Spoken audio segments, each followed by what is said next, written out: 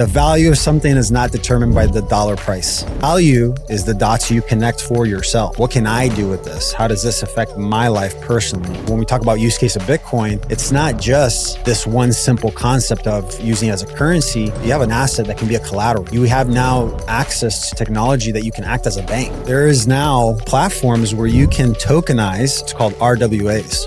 Real world asset tokenization. You can tokenize real estate property. You can tokenize a business. On your own. On your own. You need 10 minutes and zero money to do this. When you're able to tokenize real estate and not have to go through a bank, you can go through decentralized exchanges, you can go through decentralized platforms to be able to access the value. We are at a pivotal point right now and we need to take action. Man, that's the first time I've walked into the bathroom in my studio and seen an enema bag.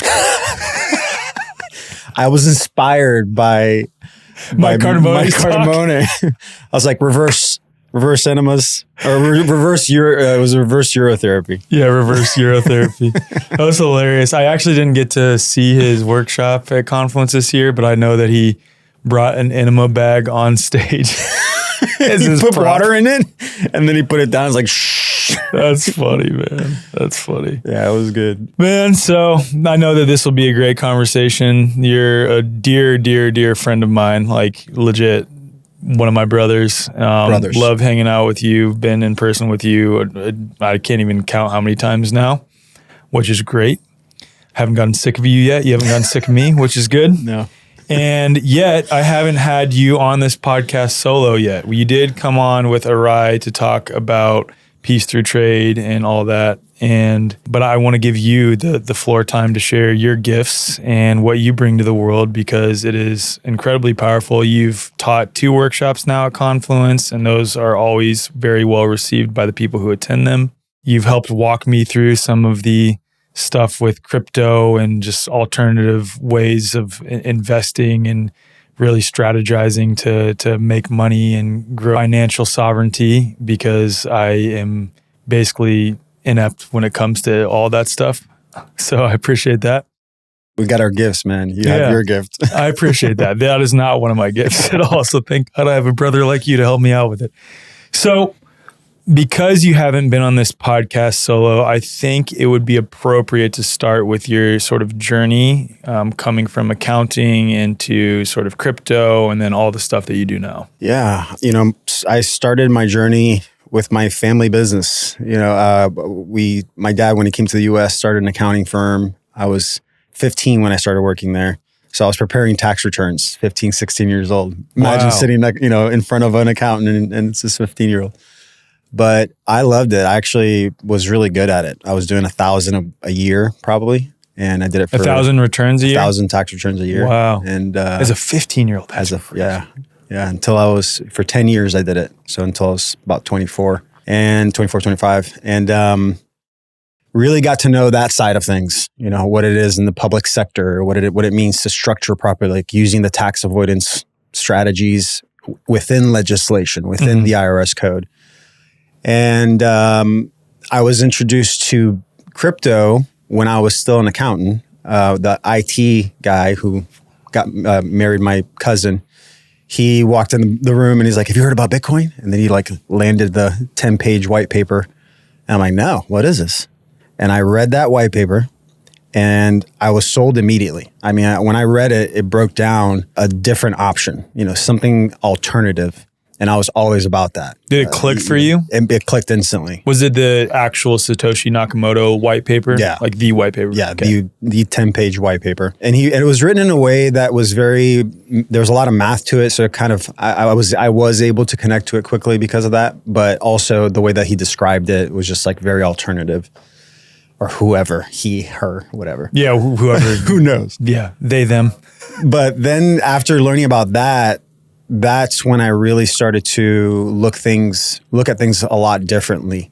I had watched that documentary Zeitgeist, and that did support a lot of the views that I already had. I think I watched it in 2007 or 2008. Yep. So when I was introduced to crypto, it was 2012. And then that kind of started my journey of connecting dots and, seeing for other ways of doing things. Fast forward 14 years. I've been in crypto for 14 years now. It's crazy.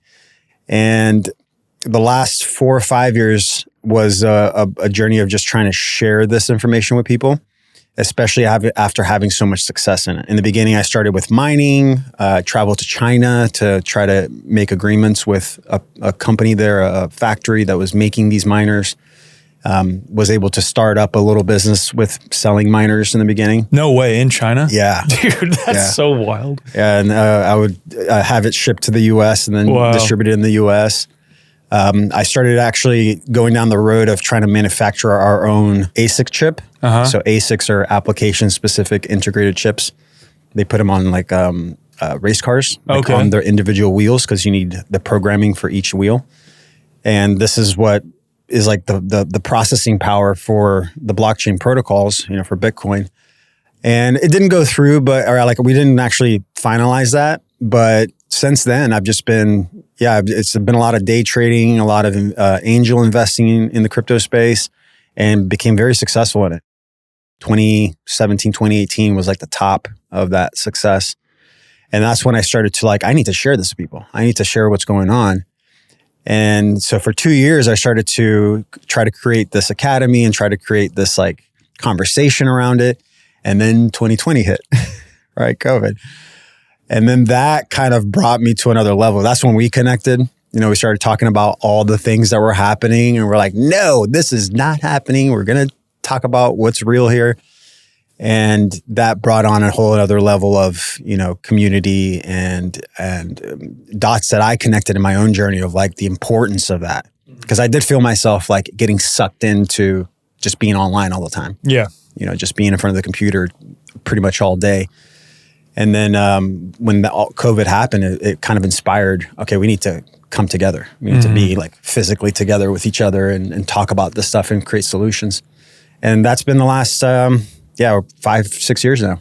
Just trying to create this academy and put us all together with solutions and ways to move forward. Epic. And I know that you've sort of bridged the gap between the crypto and alternative currency space and sovereignty and, for lack of a better term, alternative law.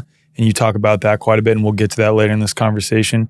What I want to address first, just because intuitively it's very top of mind for me, because so many people in the truth or freedom space have become so skeptical of the entire crypto blockchain space. And I think based on the conversations that you and I have had before, you can speak to that very well, because you also share a lot of the same skepticism while also recognizing the utility and the potential in these technologies. So I'm kind of just throwing this one at you, and you're going to have to answer it blind, but I know you'll answer it well. What are the common criticisms that you see in the truther and freedom space related to crypto and blockchain, and what are your responses to them? Well, number one is, this is the NSA. Yeah. Obviously, Otto, this is the NSA. This is them creating this, and we're going right into their digital, web. My first response to that is to try to break it down to the concept, okay? Because yes, Bitcoin was first, and that was the first white paper, but the idea that it stems from, it's actually called blockchain, and it's this idea that they put, maybe 10 or 12 different concepts together: decentralized, immutable, permissionless, distributed ledger. It's ideas that were put together and coded. I compare it to gunpowder, right? It's like this thing that was kind of discovered. It can be used, it's a tool. It can be used for good. It can be used for construction, making space, whatever. Or it can be used for evil. It can be used for destruction. So if we look at blockchain as the fundamental layer of an idea that we can actually build off of, we can be creative with, then that changes the game. Yeah. It's like coming up with the concept of the current fractionalized, centralized banking system. Right. It's a concept that was put into a centralized way of doing things. Now another concept, and we can decentralize that way of doing things. And at the end of the day, too, blockchain is not the end all be all. I see it as a stepping stone to what we already have the capacity of doing ourselves. This is just a way to visually see what it means to transact with each other using something other than what we're used to, this medium of exchange we call money. Mm-hmm. So that's the number one thing. I think that's a great analogy too, because going back to like the gunpowder example, let's say someone who was malevolent and had really bad intentions discovered that and created it and brought it to society at that time. That doesn't mean that people aren't now using that same substance, that same discovery for good. Likewise, arguably the internet was created by DARPA. That's like one of the common sentiments out there. And I admittedly have not done enough research on like who actually created the internet, because in my opinion, irrespective of who did create it, we know very clearly now that it can be used for evil and it also can be used for good. I'm doing what I do in the world because of the internet, literally because of what's gone on. I've connected with all these people, created confluence, all the things that I could name that have positively impacted my life, all the relationships that I formed because of the internet. So that's another clear example there. And that's another question I always get too. It's like, well, the internet is, it's all gatekeepers. You got these people that are controlling it, and everything you do on a computer. I can tell you how many times I've talked to people that are like engineers, or they're a part of the government one time, and they're like, no, they're watching you for everything. Like they're controlling everything. And I agree with that. I agree with that to a huge extent. What I respond with is like, okay, what is the internet? Like, let's break down the internet. So you have cables, physical, actual cables that connect us to each other, right? Which, by the way, a lot of people don't know this, but electricity cables can also transfer data. Yeah. So electrical cables, and there's a simple example for that. You ever seen those plugs that you can put in one room on the outlet and then put in another room and then be able to use the internet? You like connect an the router internet booster, to it. essentially, or even like literally creating Wi-Fi based off plugging things into an outlet. Yeah. So right now we have a mycelium network of hard cables. That is 90+% of the internet. Okay. We are actually communicating with each other through hard cables. It's not satellites. Okay. Also interesting. That's a whole discussion, but that's a whole separate conversation. But even if it was like real satellites, the numbers, like what they show us is like it's 5 to 10% of the internet that we're actually using with those. Could you just say that something like Starlink is just taking the information that's being shared through those cables and acting as like a booster for it, essentially? Yeah, that's the best way to do it. Maybe some storage too. They have drives up there, and those things that are storing data too, I'm sure. But definitely just like as like a node. Yeah. And so because of capitalism and the way that we do capitalism in the public sector, which is wartime tactics, since the 70s, we basically had private companies laying wires nonstop. And it's cheaper to lay a new wire than to dig out the old one and put a new one. Oh, wow. Okay. So we literally have a mycelium network, like cables going under the ocean, connecting us to other countries and stuff. So what's the issue? The issue is that how do we connect to each other through those cables? We use the operating systems of centralized systems. So we're going through Cox Cable, through AT&T, through whatever, Verizon, and then you have maybe, 2 other layers of gatekeepers there. The operating system of your computer, the program you're going through. Internet browsers. I mean, you could talk about, there's layers of companies built in different layers, right? That's what we're used to. But again, I think people go, the internet, and then they think of like Google. Yeah. Like I'm in the internet. Right. So when you eliminate the gatekeepers, what do you have left? You have the cables, the physical hard cables. And then all we needed was another operating system. And that's what blockchain is the solution for. It's giving us the ability to connect with each other through these cables without having to go through the gatekeepers. Got it.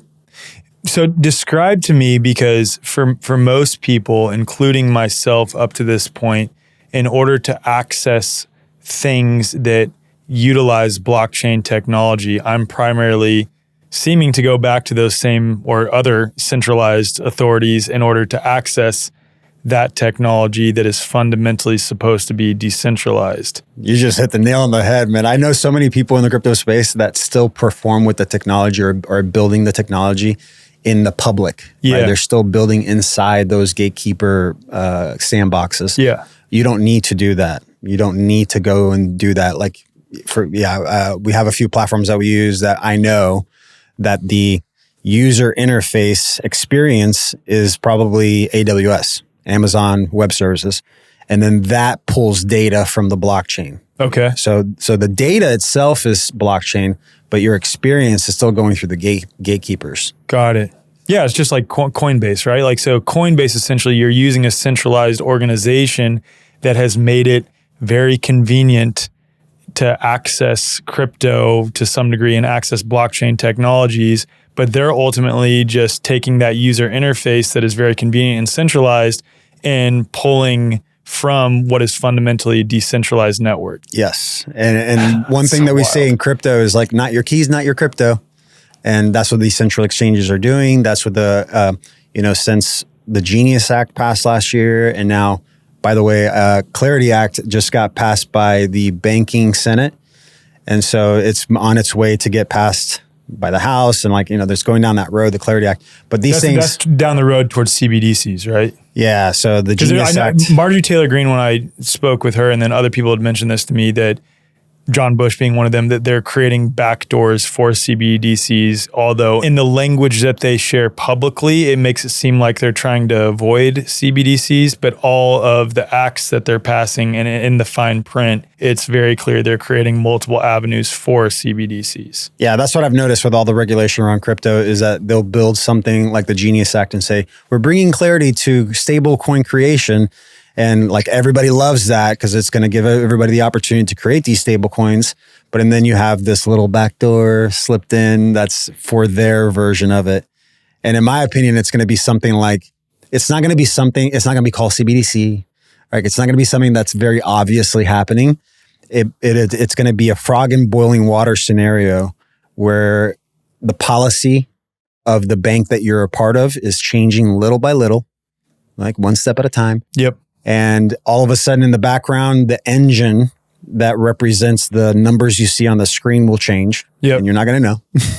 It might have already happened in some banks. It's happening right now. Right.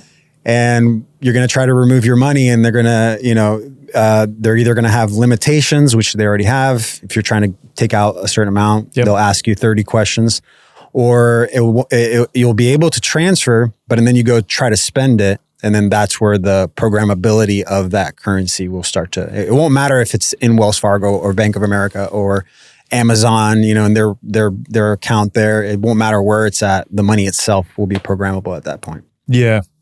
That brings up another point talking about back end. Another piece of skepticism that I hear commonly with crypto is that because it was created by the NSA, and again, that's speculation. I don't deny the possibility that that could be true, right? But people will say a lot of people who are pro-crypto are out there sharing about how it's unhackable. You can't hack it. It's immutable, right? But what if the NSA created this hidden backdoor that allows them to come in and manipulate it, or allows them to still extract it from you, or allows them to prevent you from using it? What's your response to that? Because I'm sure you hear that all the time as well. Yeah. First of all, it's the code for most of these projects, like Bitcoin, is public. Yeah. Right? So anybody can audit it. I have connected with and researched many different people that have audited and have gone through it, and I've asked the questions to see about backdoors and stuff like that with the blockchain itself. Again, not all blockchains are created equal, so there's many out there. Yep. I'm not talking general, I'm talking very specific. With Bitcoin, there is no backdoor that's obvious. The only obvious backdoor is and this is true for any blockchain or any operating system, if you are able to centralize more than 51% of the processing power, and this is where that quantum computing conversation is coming in. Yeah. Because they're like, oh, this is going to come out and blockchain's done. So if you get 51% of the processing power centralized, then you can change the code without anybody knowing. Wow. Right? So that's How does that work? Well, it's like going like Facebook. If you go into Facebook, all of a sudden it's a different color, and they're like, yeah, okay. They just did it. Yeah. And you have no say. But how come if someone gets 51% of that, they then have the power to change the code? Is that written into the blockchain? No, itself? that's a physics thing. Oh, okay. Yeah. Okay. So in general, if you have more than 51% of the power that supports the network that it is supporting, yep, you have enough power to change the whole network. Got it. Okay. That makes sense. With that said, not everybody can continue on with that chain. So, and Andreas Antonopoulos, he's been in crypto probably long. I mean, he's definitely been longer than I have, but he's a genius guy. He does a lot of conferences and stuff, but he had an interview that he talked about this, and he said, let's say they do that. They get control. They're going to have control for 10 minutes because in the Bitcoin chain, every 10 minutes a new block gets introduced, and then you have to, that's what creates the chain. And he said they'll have control for 10 minutes. And then what's going to happen is consensus. Everybody will hard fork. And so Bitcoin has been forked 35,000 times. Wow. It's been updated 35,000 times, but through consensus. Yep. That means that everybody came into agreement. Every processing network or processing computing power that was a part of it came to an agreement that we're going to upgrade. Is that manual or is that automatic? No, that's manual. It's manual. Very manual. Yeah. So people who are running like nodes essentially have the ability to vote. Go. Yeah. Yeah. So the voting is, I'm going to continue on this chain. Got it. I'm going to continue supporting this chain with my processing power or not. I'm going to stay over here. Got it. And so we have, there's some people out there that go like, this is not the real Bitcoin. And it's like, you're right.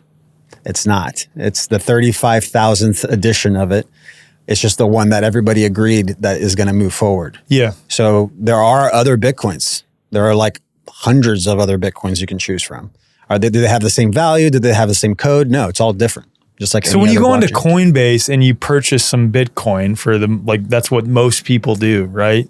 What is actually happening there? Which version of Bitcoin are you buying? Well, because of ETFs, there's a lot of rehypothecation happening now. Yeah. So initially, you're probably just buying numbers on a screen. Yeah. In their central server, and then they have a pool or a reserve of Bitcoin that just sits. Got it. And then when you want to withdraw, that's when they have to pull from the reserves and match up what they have. Got it. So it's just whatever they have on reserve, whichever type of Bitcoin, essentially. Yeah. Well, no. You get the main Bitcoin. Oh, the original Bitcoin. Yeah. Got it. Every Bitcoin has a different name. Got it. So if there's a earlier version of Bitcoin that it still exists, it has a different name to it. It can't have the same tickers. Okay. It's just like stocks. Like you can't have two tickers. No, for sure. That makes sense. So if it's BTC though, then what are you actually purchasing? So if it's BTC, you're actually getting the native SegWit Bitcoin that is currently accepted by the market. Got it. So the one that's gone through all these forks, essentially like the most recent version of it when you're getting Bitcoin. Yeah. Yeah. Okay. So there's like Bitcoin Diamond, Bitcoin Cash, which is BCH. So they have a bunch of different variations of it, but those are priced differently. They probably, maybe some of them kept the 21 million scarcity or maybe not, it just depends. But yeah, it's all different at that point, right? It's just, it got forked. So that's the same thing that would happen if they were to get 51% of the processing power. It would just fork and then be like, all right, you stay with that chain. We're going to move along here. Okay, got it. Because we've upgraded the code. Most of our modern lives are spent completely disconnected from the natural world. Artificial light environments, concrete, rubber soles on our feet, non-native EMFs everywhere. We have totally immersed ourselves in a completely unnatural world. Getting outside and putting your feet on the earth is actually vitally important for our health. And that's why I've worn Earth Runners for years, especially when I'm out in nature, whether I'm on a trail, hiking, fly fishing, camping, or just spending time outside at an event like Confluence with the earth beneath my feet. Earth Runners are minimalist sandals that are especially great when you're out in a natural environment. They have a wide toe box and a flexible sole that lets your feet spread, grip, and move naturally on uneven terrain, whether it's trails, grass, sand, or dirt. Instead of restricting your feet the way most modern footwear does, they allow your feet to engage naturally with the ground and move the way they were designed to do in a natural setting. What also makes Earth Runners unique is their conductive grounding design, which allows your body to reconnect with the Earth's natural negative charge while you walk. And as I've discussed on a variety of podcast episodes, negative charge is essential for your body's energy production. If you value getting outside, reconnecting with nature, and moving in a way that your body was designed to move while on natural surfaces, check them out. Head to earthrunners.com or just head to the show notes and use code FORWARD10 at checkout for 10% off. Again, that's FWRD10 for 10% off your order.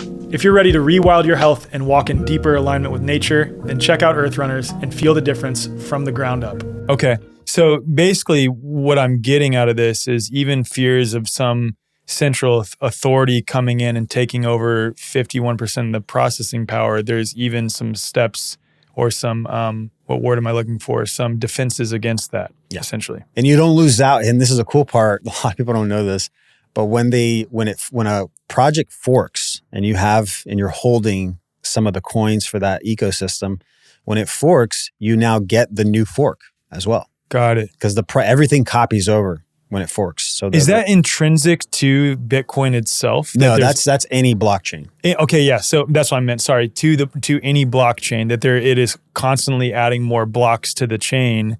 It's intrinsically a part of it. It's not that someone's manually doing that. It's that when this is created naturally through its own processes, it is adding more blocks to the chain continually. Yeah, that's part of the concepts that's built into the idea of blockchain. Got it. So every layer 1, for sure, every layer 1 project has that built into it.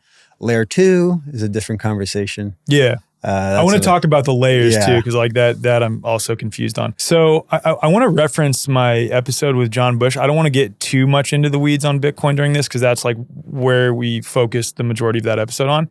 But one of the main themes from that episode was that he was using Bitcoin originally for its utility. Like, this is so that we can trade instantaneously with each other locally as men and women. We don't have to use fiat currency, and that has now completely died. What are your thoughts on just all of that, and basically what are your thoughts on that conversation as a whole? Yeah, shout out to John Bush, love you, bro. Yeah, I a lot of people saw it that way. There's like something called Bitcoin maximalists. I think he said that on his episode.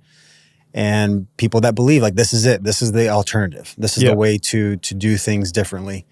And I saw that initially that way. And then I realized when the new coins started to come out, I'm like, okay, there's going to be different options here. And I saw the birthing of that. Like I when I started, it was just Bitcoin.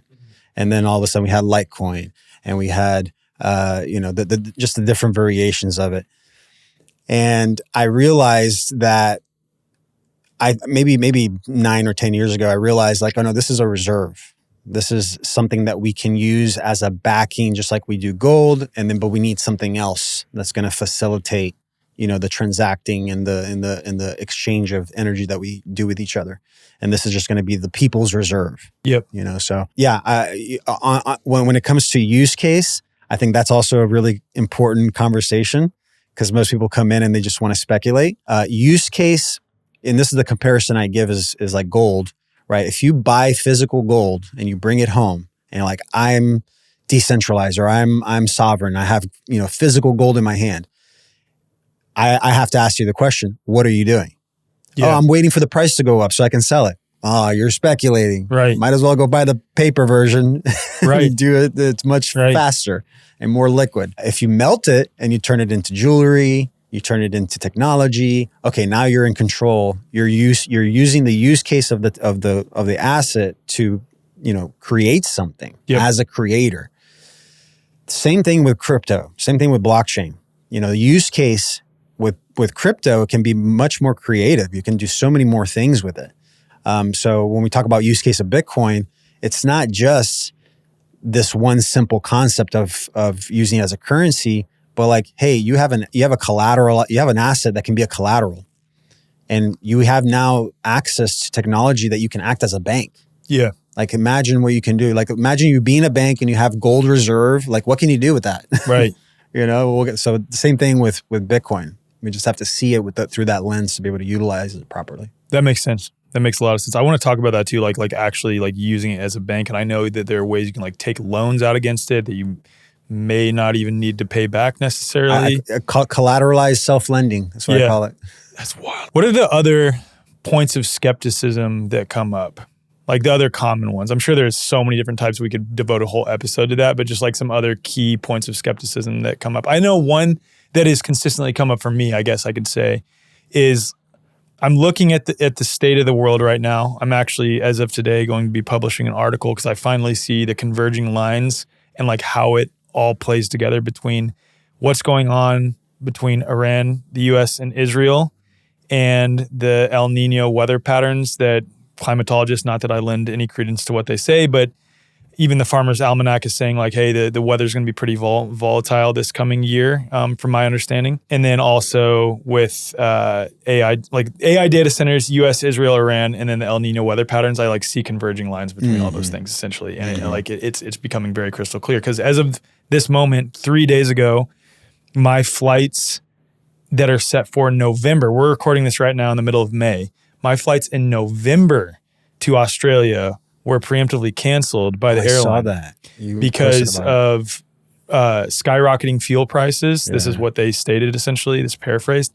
Skyrocketing fuel prices and oil issues essentially. And that's in November, dude. Like, they've canceled that entire flight path. Granted, it's a relatively small airline, Fiji Airways, but it's still like a signal that there are issues. And I had already been hearing other issues from farmers and things like this regarding some of their fuel shortages. And then of course, for conventional farmers, like feedstock shortages and like, 1/3 of synthetic fertilizer, not condoning the use of synthetic fertilizer, but that's what the majority of farmers unfortunately use right now. And they can't change it overnight, are caught up at the Strait of Hormuz as of this moment. So like all those converging lines pointed towards this is how they're going to try to funnel people in. They're not going to force people, but it's going to become a little bit more challenging to make money and to say no, because they're going to basically have oil shortages, fuel shortages, food supply issues, and then obviously like with AI taking over so much of the job market and all the things that I just talked about, what it could look like is people who work a traditional normal job are really struggling to make ends meet. And then people like us, thank God we have multiple sources of income coming in, and we're like entrepreneurs who are doing things in a different way. But for most people, it could come to a point where it's like, I literally can't make ends meet because everything is inflated. The cost of everything is way too high. The government then turns and offers a solution in the form of UBI that has geofencing and then also has like use it or lose it credits essentially. Like, I really do think that is coming. I mean, they've literally stated they want to do that. For sure coming. Yeah. And I was talking to Steve Falconer from Spacebusters about this the other day, because he's like, dude, I've been writing about this since 2008. Like originally it was Agenda 21, now it's Agenda 2030.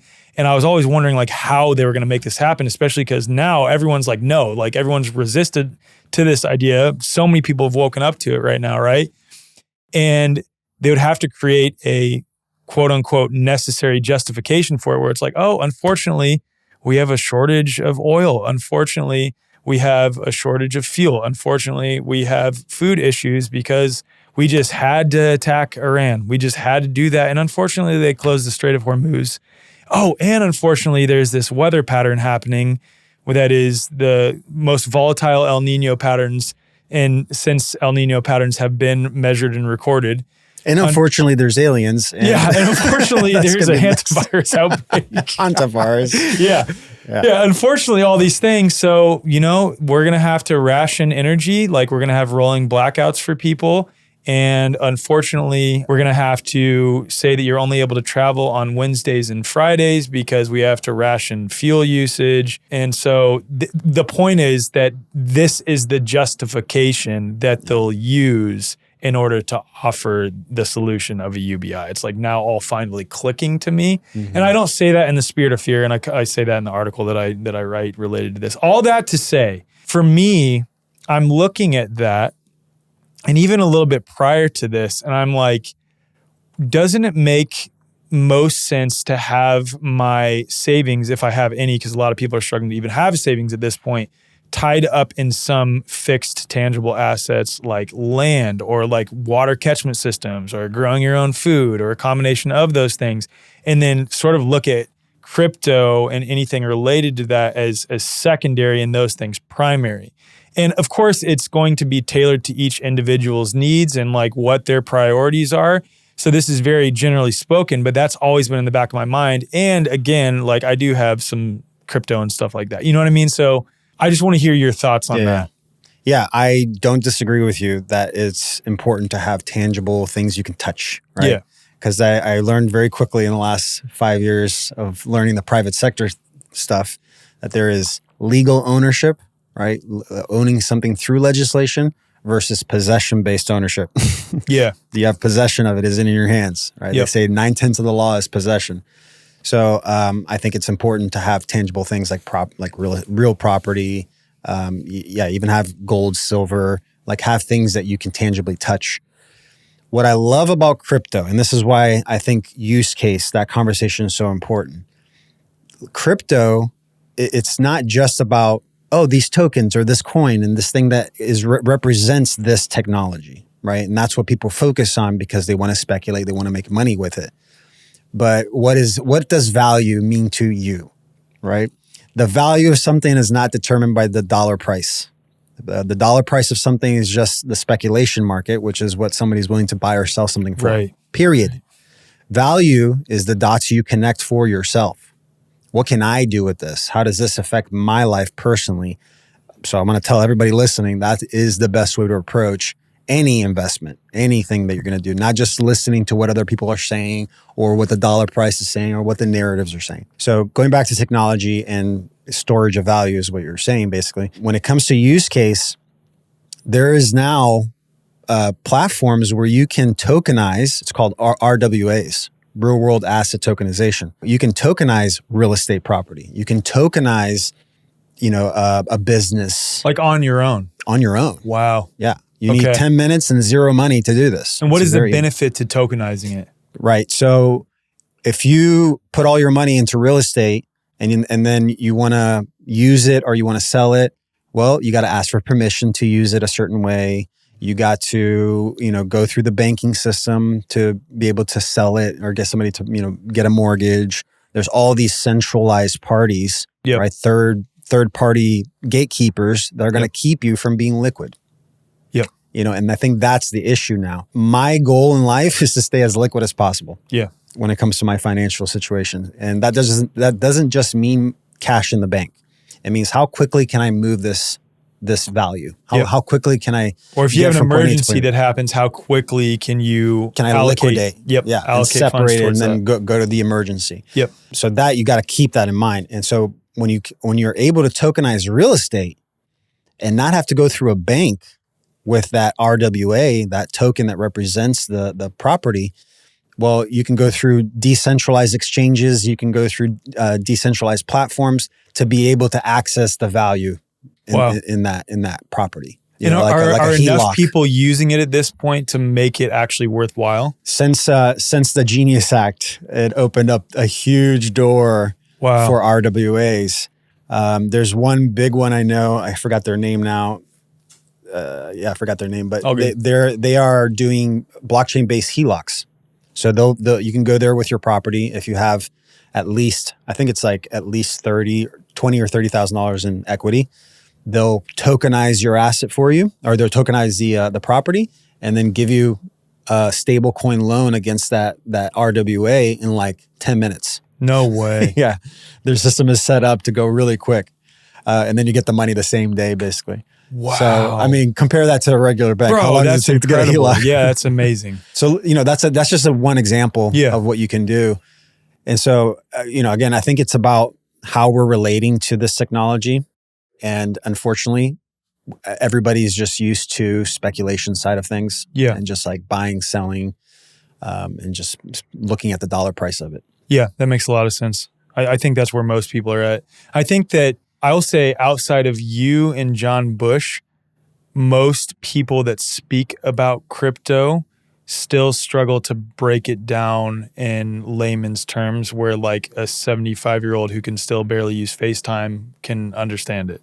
And that's like one of the biggest issues because like I get the utility in it. I think a lot of people are starting to get like how it could be useful, but are struggling to truly understand it. So I think like maybe it's best right now. I know we're like halfway through this conversation already, but that's okay. People can look at the show notes and see where the timestamps for things are. What is blockchain? What is cryptocurrency? If we could just like at a very basic level break that down, I think that'd be helpful. I said it earlier. I see blockchain as a stepping stone, a visual representation of what we have the capacity of doing. Okay.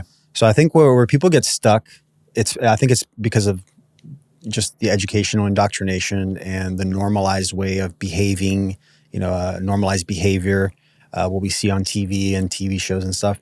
There is this mindset of dependency and like giving your power away to something else, right? To determine worth and value. We all do it. We create identities around it, careers, how much money we have in the bank, licenses, titles, all that stuff, right? And we create this whole identity with it. It's like, I need that thing to feel worthy, to feel love, connection, whatever. When we look at crypto, I think a lot of people are still stuck in that. And so they're like holding on to dear life basically for they're holding on to dear life on the volatility of the price. And so they're giving all this value to this thing and riding the roller coaster. If we can shift that and go like, no, we are the creators. We have the capacity of doing things from this body in this reality with all the tools that are available to us. Then we can see the technology for the value that we can express through it, rather than the value that we can extract from it. Mm. And I think that's the pivotal point. It's like how we're relating to this technology and how we're using it is going to determine our experience with it. Mm. And so think of blockchain as a facilitator of expression of our value and our creativity, which, we look at the law of attraction, what we put out, we magnetize. And so if you can do that quickly using these technologies, you will attract it just as quick. Mm-hmm. But if you are using it with the extractor mindset and way of doing things, and guess what you're gonna attract? Yeah. More extraction, more lack. Right. So this is where I talk about like the public sector wartime tactics. So you can stay with that game and play the speculation game, or there's a different way. There's a peacetime way of doing capitalism, where everybody wins, where it's more toroidal flow of energy. Let's talk about that right after you explain like what cryptocurrencies are at a basic level. Yeah. So think of crypto. So again, that's the most important thing first. When we're using the technology, when we're using crypto, again, you can be putting the value into it to transact. Again, this is why I make the difference between speculation and utilization, because in the speculation side, you're just trying to make money and extract and like play that wartime game. But if you're using it as an expression, think of it like this is a good example. Imagine a world where the police have police coin and the garbage man has garbage coin. And we don't want to deal with currency, but we need people to pick up our garbage and we need people to protect us. So the policeman goes to the garbage man and says, hey, I'll give you a certain amount of tokens for you to come and pick up a police coin that you can use for protection if you pick up my garbage. Yeah. And he'll agree to it because he wants to be protected and this guy wants his garbage picked up. They knew their value. They created a token that represents their value and they use that to transact with each other. Okay, so it's basically like taking bartering and trading and just adding a layer of protection and insurance, if you will, to it. And it's a trustless system. Yeah. Right. So it's open ledger. Everybody can see it. Yep. It's a way, it's creating trust with each other through a trustless system. Got it. That's crypto, in my opinion, in my eyes.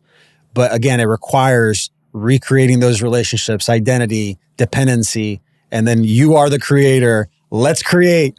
Yeah. This is why I'm in my academy, I'm not going to give you the fish. I'm not going to say, yeah, just go here and just buy this and you'll make some money. No, I'm going to teach you the fundamental layers to relationship, all that the practical, so that you can start to create it yourself, so that you can start to, put the value into it yourself. What is wartime capitalism and peacetime capitalism look like as it pertains to the financial system in general and then also to the crypto space? Yeah. So the last 10 years or 7 years, I've learned the massive difference between public sector, private sector. Okay. Public sector, we're dealing with Admiralty Maritime law forms. We're dealing with legislation. Codes, acts, and statutes. Yeah. So I know your listeners know a lot about this. This is where the registered dead entities exist and they can only speak to each other there. And then you have the private sector that is for the living, breathing men and women, common law. We can utilize trust and contract law, much simpler. So it's very different paradigms there. What I've learned is that for the public sector, the tactics or the mindset that is used is wartime. So if literally the art of war, so Sun Tzu, go read that book that has all the concepts that is built into the traditional banking concepts that that we've normalized. And that's basically been in place since the Emergency Banking Act of 1933, right? Correct me if I'm wrong on that. In the U.S. Yeah. In the US. world, for a long time. Maybe forever. But like in the U.S. at the least since 1933. Well, 33 is when they removed the gold backing, or when they, the Executive Order 2601, I think, or 2106. And then 1971 with Nixon, that's when it was like, when we went completely off the standard. Yep. And then it was just currency, promissory notes. But the concepts, the wartime tactics concepts, that's been used. So, I mean, that's been Ancient. that's been since Sun Tzu, since the 1400s writing of that book. It was the rice farmers. I did the research on this. It was the rice farmers were trying to do business, barter with each other, and nobody could agree on anything but the art of war. That was the book that they had. And so all the concepts got pulled from that to be able to do business. And now you have, 300, 400, 300 or 400 years later, or no, more than that. Yeah, whatever it is. Whatever it is. Also, we don't even know what year we're truly I know, in right? anyway. Yeah, a little season. Separate conversation. I know, I heard both your episodes. Yeah. I mean, I'm still processing that stuff right now. Yeah. But yes, and when you look at the history of this type of monetary system, it's a fractionalized, centralized reserve banking. It's been tried many times before. Empires have tried this 4 or 5 times before, different empires. So the half-life, by the way, of this type of system is 120 years. Mm-hmm. And we're past that point. Or no, it's 110 years. We're past that point. The full lifespan of those 250 years. So wow. we're way past like, that. oh my gosh, dude. Yeah. Yeah, so that's what leads to things like hyperinflation and things like this. It literally we're entering that phase right now. The last 10 years has been like the turning up of the volume of that. Yep. So again, public sector, wartime tactics, traditional banking concepts that we're used to. One example, inflation. Yep. If inflation is built into a crypto project, red flag.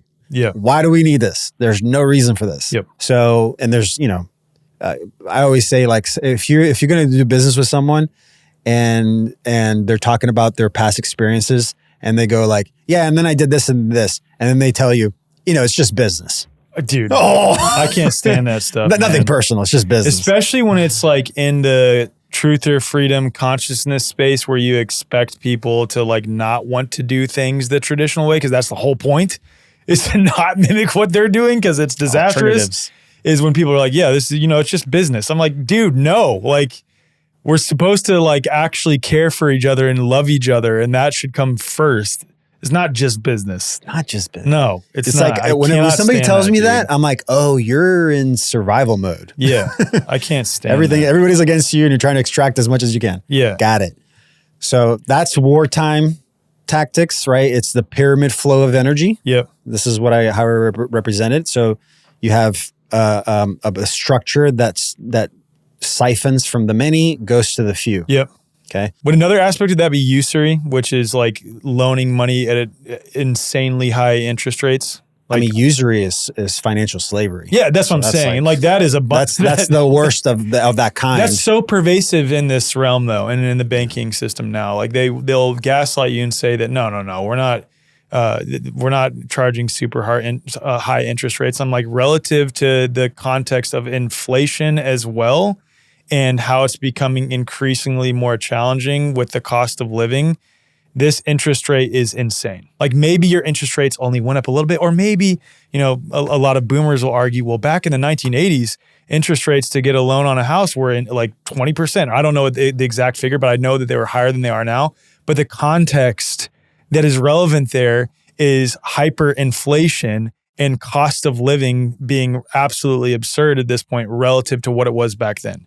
That's the difference. So like it is usury. It's a silent tax, call it, right? But it's crazy right now, man. Last year I calculated about 15% just last year, and we're accelerating. So it's like 15-20 this year, I would say, is the projection of the inflation rate. And that's when you take into account new money being printed and the rise of living costs, the percentage rise in the actual cost of things. So yeah, wartime tactics, man, we got to let go of that, this siphoning mindset, this extractor mindset. I posted something recently like, who's the enemy? And there was this box and it was like rich people and poor people. And then there's another box and it's cut vertically, because it's like, no, it's a mindset. There's a bunch of poor people that are still practicing the mindset. Who's in control? The mindset's in control. It's not a perception. Yeah. So I'm teaching people about the peacetime way of doing capitalism, which is toroidal, right? I call it toroidalism, right? I love capitalism, toroidalism. Because then the value is flowing back into itself. It's regenerative. There's no ability to there's no hierarchy, right? Everybody's on the same level playing field. And whether you come in with $100 or $100,000, the value is flowing back into itself, and you can build on that. And so I'm always looking for toroidal-based solutions so that it can be more passive. You don't have to ride that emotional roller coaster.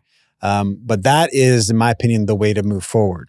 Mm-hmm. And the only way to do that is if we become the creators, if we become the expression of creation using these technologies and not the extractors. So what does that look like in practicality? Like, what are some toroidalism systems that you know of, or crypto projects, or ways to approach cryptocurrencies, or ways to just anything related to that? What are some projects and some things that you do personally that are in this realm? I mean, there's a bunch. This is why we teach utilization, because when you become the bank, you can decide how you flow that value, right? You can do the extraction stuff, and there's platforms out there for that. But you can also, act a little bit more toroidal. I mean, a simple one is okay, I'll give you this one. Liquidity providing. That's a simple one. That's essentially becoming a part of the house. So instead of walking in to the casino and being the gambler, you can be a part of the house. You can actually own a piece of the house. There's many casinos out there. The one we use is on the Pulse Chain network, and I like it because of the way that it was very grassroots and how they built that layer 1 blockchain. But basically, you go in with collateral, so you have some liquidity or some value. You go into the exchange where the gamblers come in to speculate, and you provide liquidity into the order book. And there's a path to do that in, and you provide liquidity, and then it splits. So you have $100, it splits it 50-50. It puts it on both sides of the order book, and then people can come and buy and sell into it. And you're making money off of the transaction fees. Got it. Okay. So there's, instead of there being a centralized owner or a founder or whatever that's siphoning those fees up to themselves, they're like, no, let's put the fees back into the people that are using this platform. Got it. And so you have the same people speculating and also providing liquidity at the same time. They're benefiting from both sides. And the liquidity providing, I mean, you can make, depending on which market you go into, you can make, I'd say, anywhere between 7-8% a year, all the way up to 30 to 50% a year, doing that. And it's consistent. It pays out every few minutes, depending on the platform, it pays out consistently. Wow. So that's just one example. What are some other examples? Another one is the one that we're in. Tag is a great one. It's not blockchain per se, but it's crypto friendly. It's blockchain friendly. But that is it's called social copy trading. So that you're basically connecting to simply put, you're connecting to a facilitator, a broker, Tag, and they go and they facilitate the trades, or I'm sorry, they amplify the money you deposit and allow you to connect to someone that is providing the trading. And so it's like a trust agreement, right? Three parties. And all the value that they're making in the markets flows back to the community. So they have a referral system built into it too. You can make money off of just the trading itself, which, I mean, historical data doesn't determine future performance. That's the disclaimer. This is not financial advice or legal advice, but basically it can make 10, 15% a month right now. I mean, I'll just share my experience. I've only been in Tag now for 4 weeks, and I only put a little bit of the money that I had in, like the savings that I had, which, 3 kids and being an entrepreneur, that ebbs and flows quite a bit. So I didn't have a ton to put in at the time. And I'm already seeing the benefit of being a part of this. And it was you who originally shared about it. I was like, yeah, this sounds interesting. I just don't have the bandwidth. But then my dad started doing it because he was convinced by you. And he was like, dude, you need to do this ASAP. You have to do this. And I was like, all right, I'll call Otto. So yeah, I've already seen the benefits in this. Yeah. And I mean that it's a way for me. It's literally growing the little savings that I had on a daily basis right now.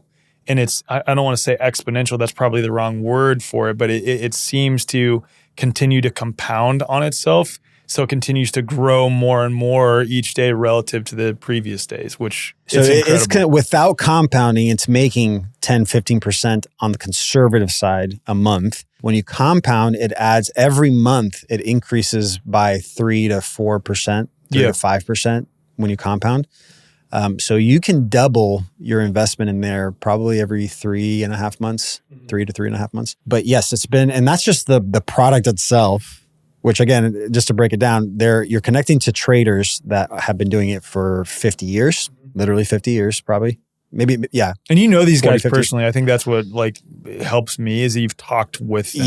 Yeah. So there's two groups, right? There's the facilitators, that's the brokerage. So I got to meet them. And then there's the actual group that does the trading. Because the facilitators, any trader can come in and be a part of it. You have like 50 traders on there, 50 providers that you can choose from. But the one that our community went into because we did the due diligence and did the historical data look, we wanted to meet the group. So we got to meet the people that are actually trading. And so they have 4 offices around the world. They're always on.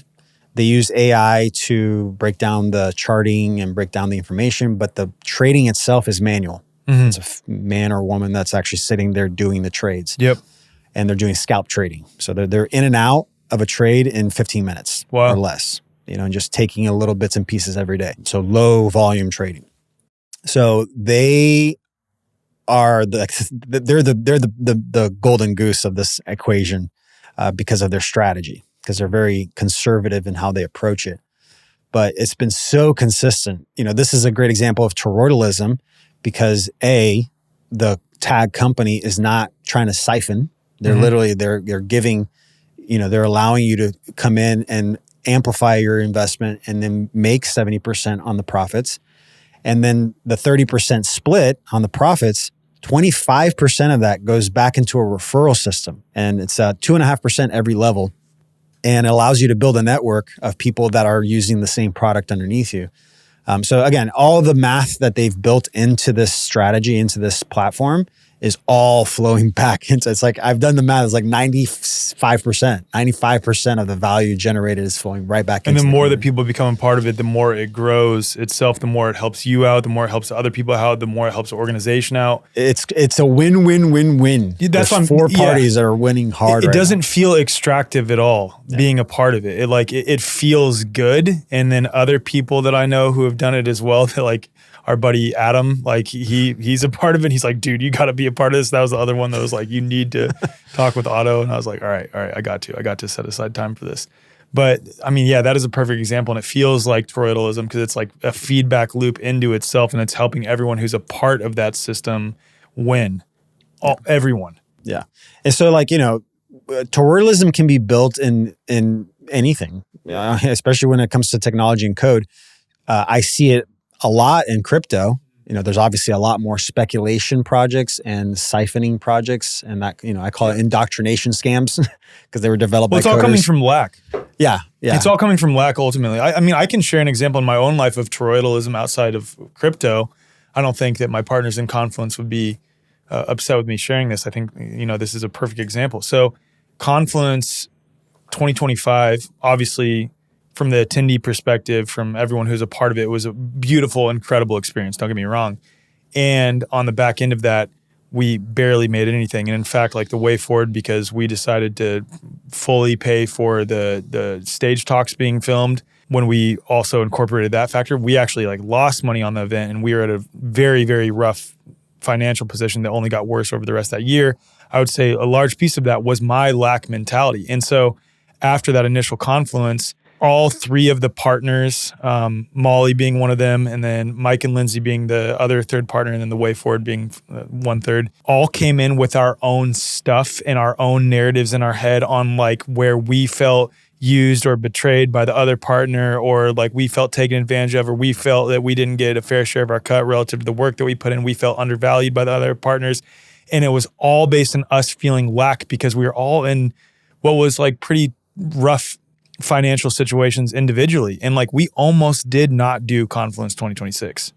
Like legit, there was a 2-month period after Confluence 2025 where we're like, I don't know if we're going to have 2026 because we can't come to an agreement is because we were all feeling a sense of lack and all the other things that I had mentioned before.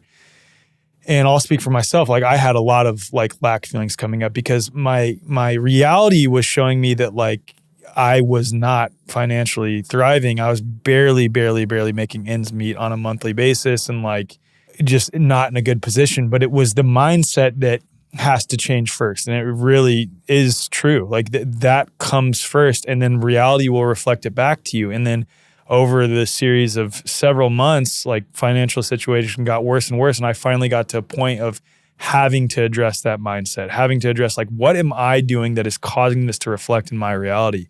Because yes, I could point at all the reasons that it's occurring physically, but I knew deep down that it was something inside of me that had to change. All that to say, Confluence 2026 happens. And yes, we had a lot of challenges in order to bring it to fruition, as you know, with like the weather and all the things happening, my family situation that was happening with my daughter throwing up coagulated blood, like crazy stuff.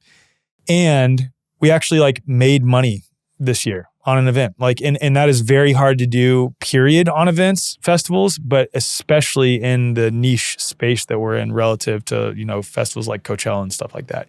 But it's because we all just finally had, as a group, adopted, I'll speak for myself, like adopted this mentality of like, I need to get away from this mindset that is looking at this like, I feel undervalued and I need to make sure that I'm getting my fair share of the profits related to this because I'm putting in so much work, and then reframe that as, no, like we're coming into collaboration and maybe I'll make some minor sacrifices here on some things because I'm coming into an agreement with someone that I love and believe in, and we're doing this together.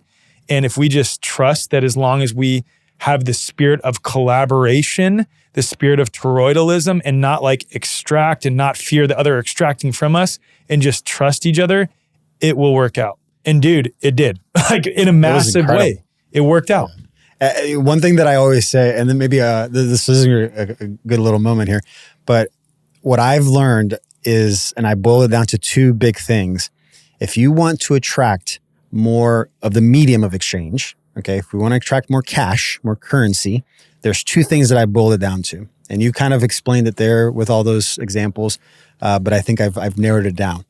Number one, re-internalize self-worth and value, right? So cutting the type of dependency we have, the identity piece, really putting the value back in ourselves that we are the creators, we are the expression of that energy. And then number two, create relationships so that we can reflect back self-worth and value of them, back to them. Yeah. You do that, vroom, vroom, vroom, vroom, vroom, vroom. It's like a engine that just creates a magnet of the currency. And I've practiced that most of my life, and a lot, definitely the last like 5-6 years.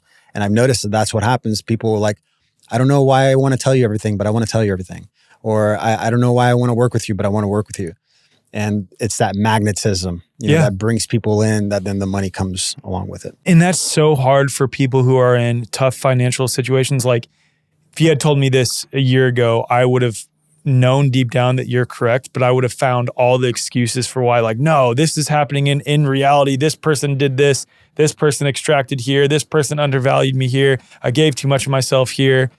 But it all 100% boils down to that. It does. It truly does, dude. Like, yeah. But yeah, I mean, and then that helps facilitate the toroidal flow of that energy. Yeah. You know, that's where the toroidalism, that's the energy of exchange. Mm-hmm. That's the true energy of exchange. And a good practice everybody can try, this is an embodiment challenge, try to hone in and fine tune how you react to when you have a lot of money and to when you have like very little money, when you're struggling.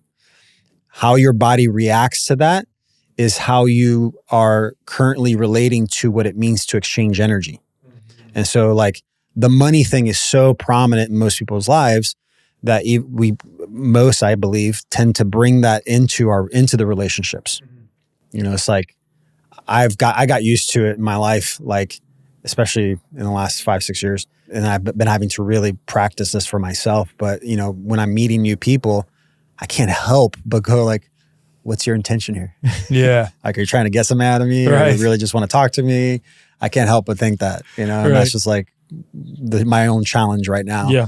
But I know that that's hindering my ability to connect. Yeah. And to deepen the friendship or to deepen the relationship and, be able to reflect back their own self-worth and value. Hey, y'all. I'm here with Melissa Kupsch from Remedy Academy of Homeopathy. We are so stoked here at The Way Forward to be partnering with Melissa and Remedy in order to spread the message of homeopathy across the world and also to partner on the eventual development of healing centers across the United States.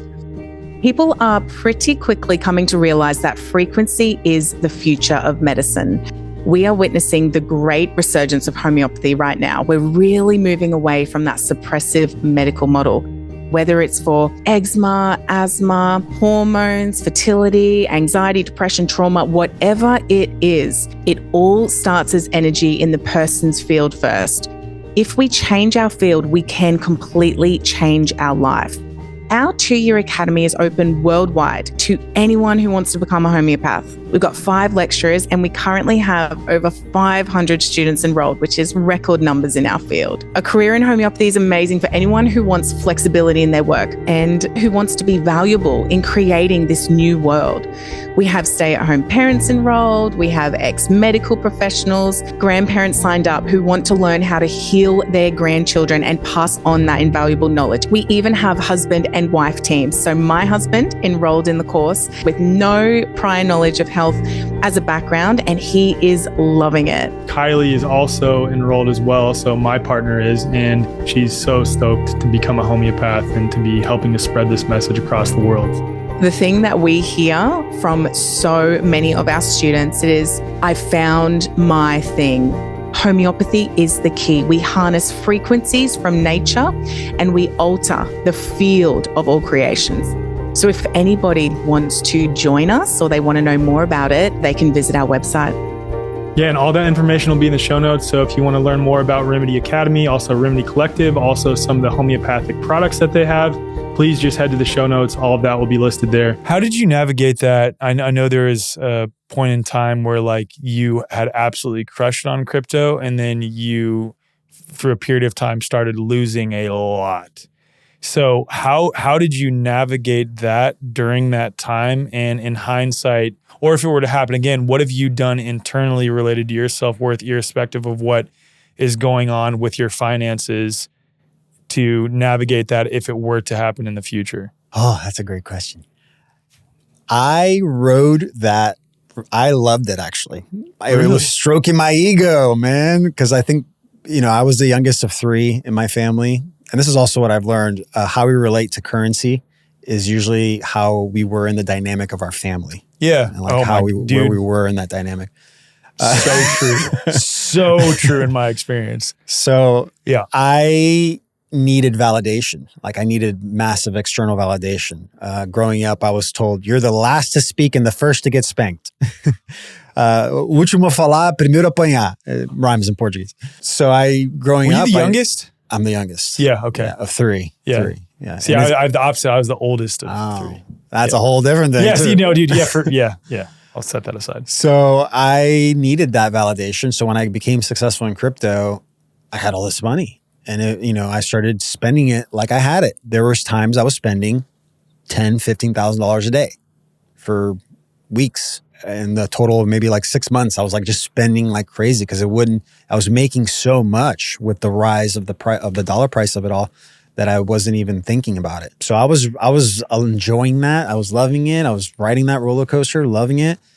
And then when things started to not go so well and started to turn around and go back down, I started to see those relationships, the ones I made with the money, start to go away.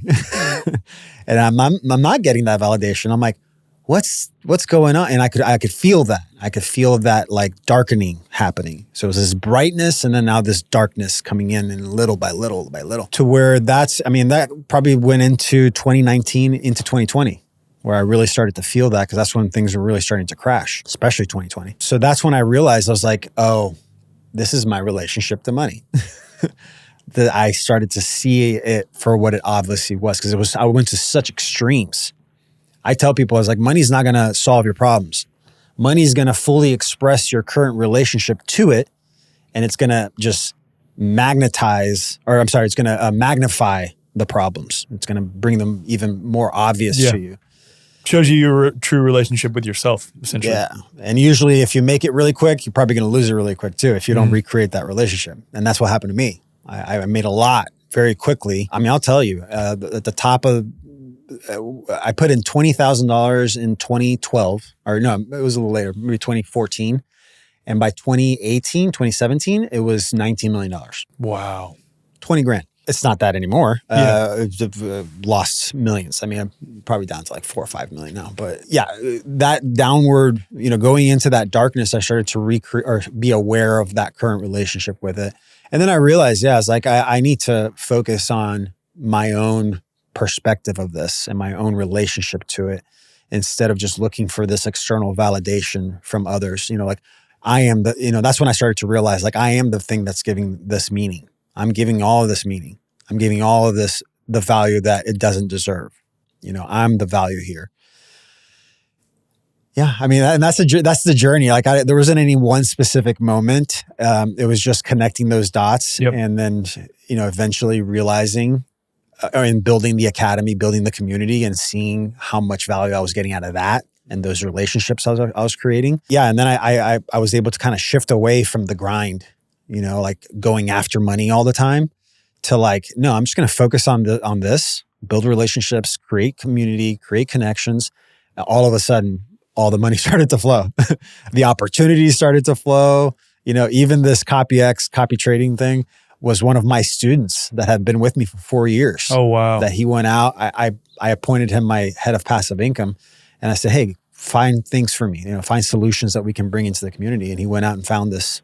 He actually found 5. So there's like more options. This is just the one, dude. Wow. You're just in one of the strategies. We have 5 strategies in total. Can we talk about some of those strategies? Sure. Here? Okay. So for me on the passive income thing, again, as the system, so to speak, is centralizing things and as is becoming increasingly challenging to make ends meet from within the system.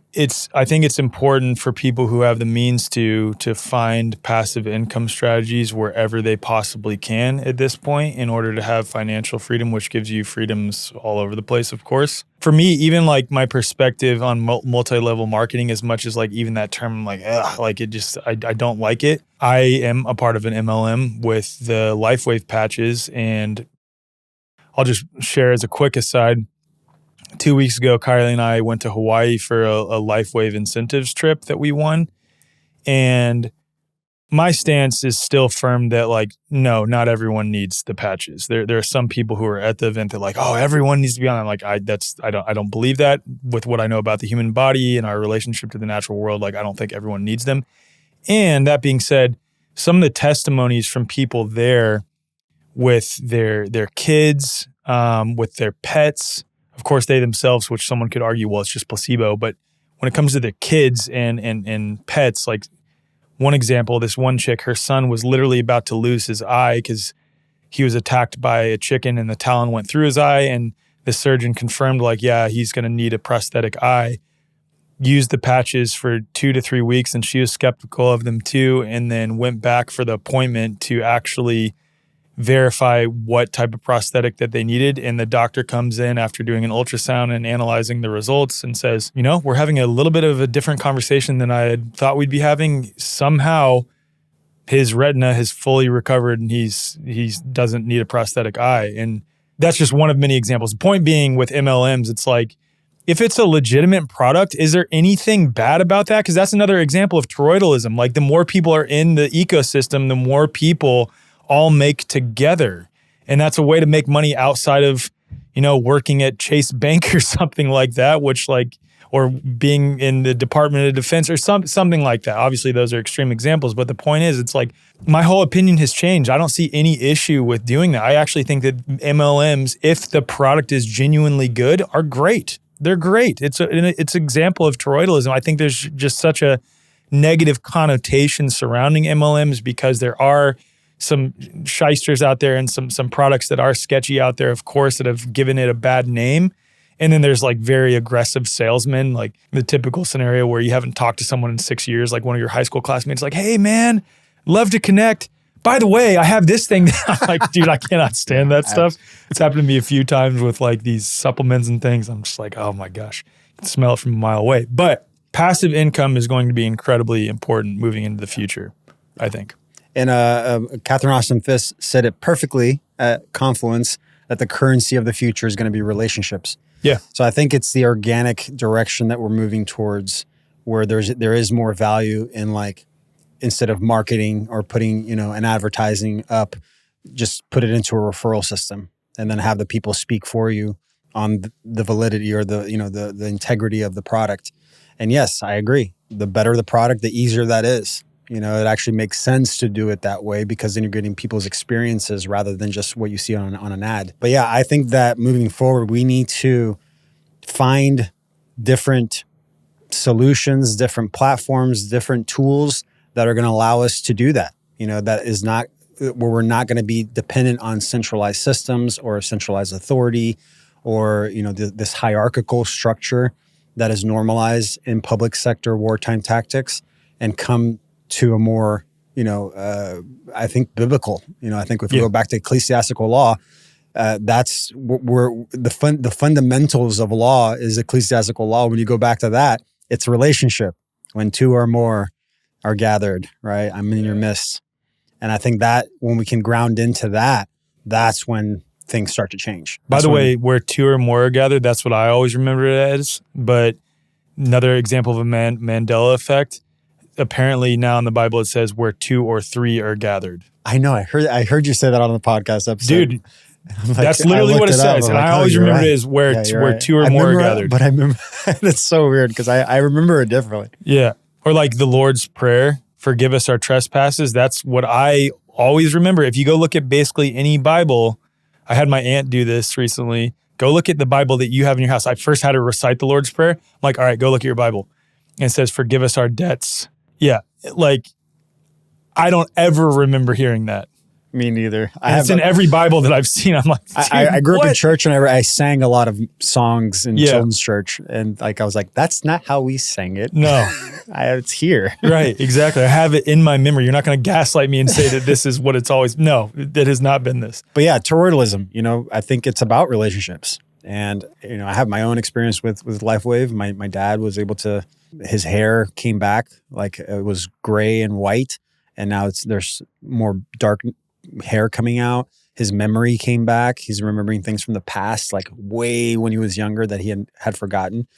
But I'm grateful for that technology, and the referral system is how he was able to be a part of it. Like he heard about it from somebody else. My mom got into it, and started using it. So yeah, the solutions that I've been offering to the academy are all toroidal based.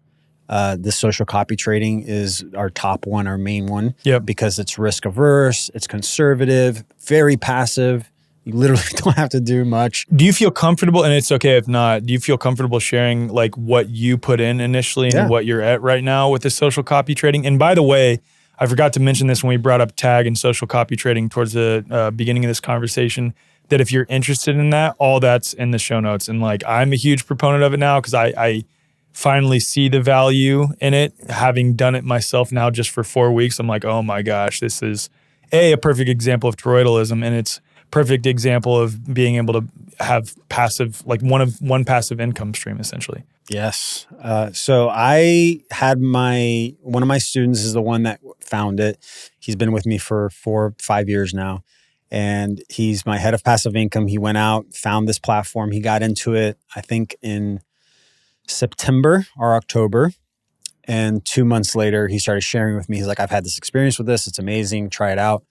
So it was December 22nd is when I actually got into it. I put in $6,000 December 22nd. And I was like, let's see what happens. A month goes by. I already had made, I think, $700 or $800 or something. Or not even a month. It was like a couple weeks. Had made that money already. And I'm like, okay. I put in another 2. I put in 2 more thousand. I actually checked the other day. I'm like, oh, I did put in 2,000 more.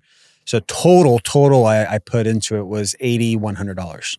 Okay, $8,100. That specific strategy that I got into, that money turned into today $130,000. Okay, and that's how many months? In 5 months. because we're in mid-May. We're May 20th right now, right? Yeah. So literally exactly 5 months ago, turned into 130,000. I've already withdrawn $45,000. So my account, because I just added more this last week, it's around 97,000 right now. Yeah. A huge portion of that came from the referral system. Okay. If I didn't do the referral system at all, the account would probably be worth today about 25,000. That's still incredible. You turned 8K into $25,000. Yeah. That's amazing. Maybe even a little more than that, like $30,000, because it compounds, Yep. right? So when you're reinvesting the profits every day, the percentages go up every month. So every month you're getting a little extra, little extra, little extra. But then you add the referral system on top of that, and that just like rocket ship, just accelerated the process. Because then it's how that system works. This is the toroidalism in it. When you put in money, they amplify the account. So you get 12x the amount you put in, or 24x. Our community has the 24x. And then any profit you make is a 70-30 split. Okay, so you get 70%, 30% goes back to the platform. 25% of that 30 goes back into the referral system, 10 levels. So if you have 10 levels below you, anybody that goes in those 10 levels, you get 2.5% off of their profits. Wow. And then 5% goes to the providers, the traders themselves. So, and that's just one of the ways. There's two more ways. There's volume trading, which is the how much money is below you and how many times it gets traded. You get some money for that. And then also a monthly incentive for people that deposit underneath you, depending on how much you get in there. So you can make a ton of money with this. And again, I think it all goes back to what's the product? That's always people's first question with anything. And I think that's a very important question to ask is, where does the money coming from? Yep. Where is it coming from? And they're very transparent in showing that math for you so you can actually break it down and see it. And yeah, most of it is coming from the day trading that happens, the markets.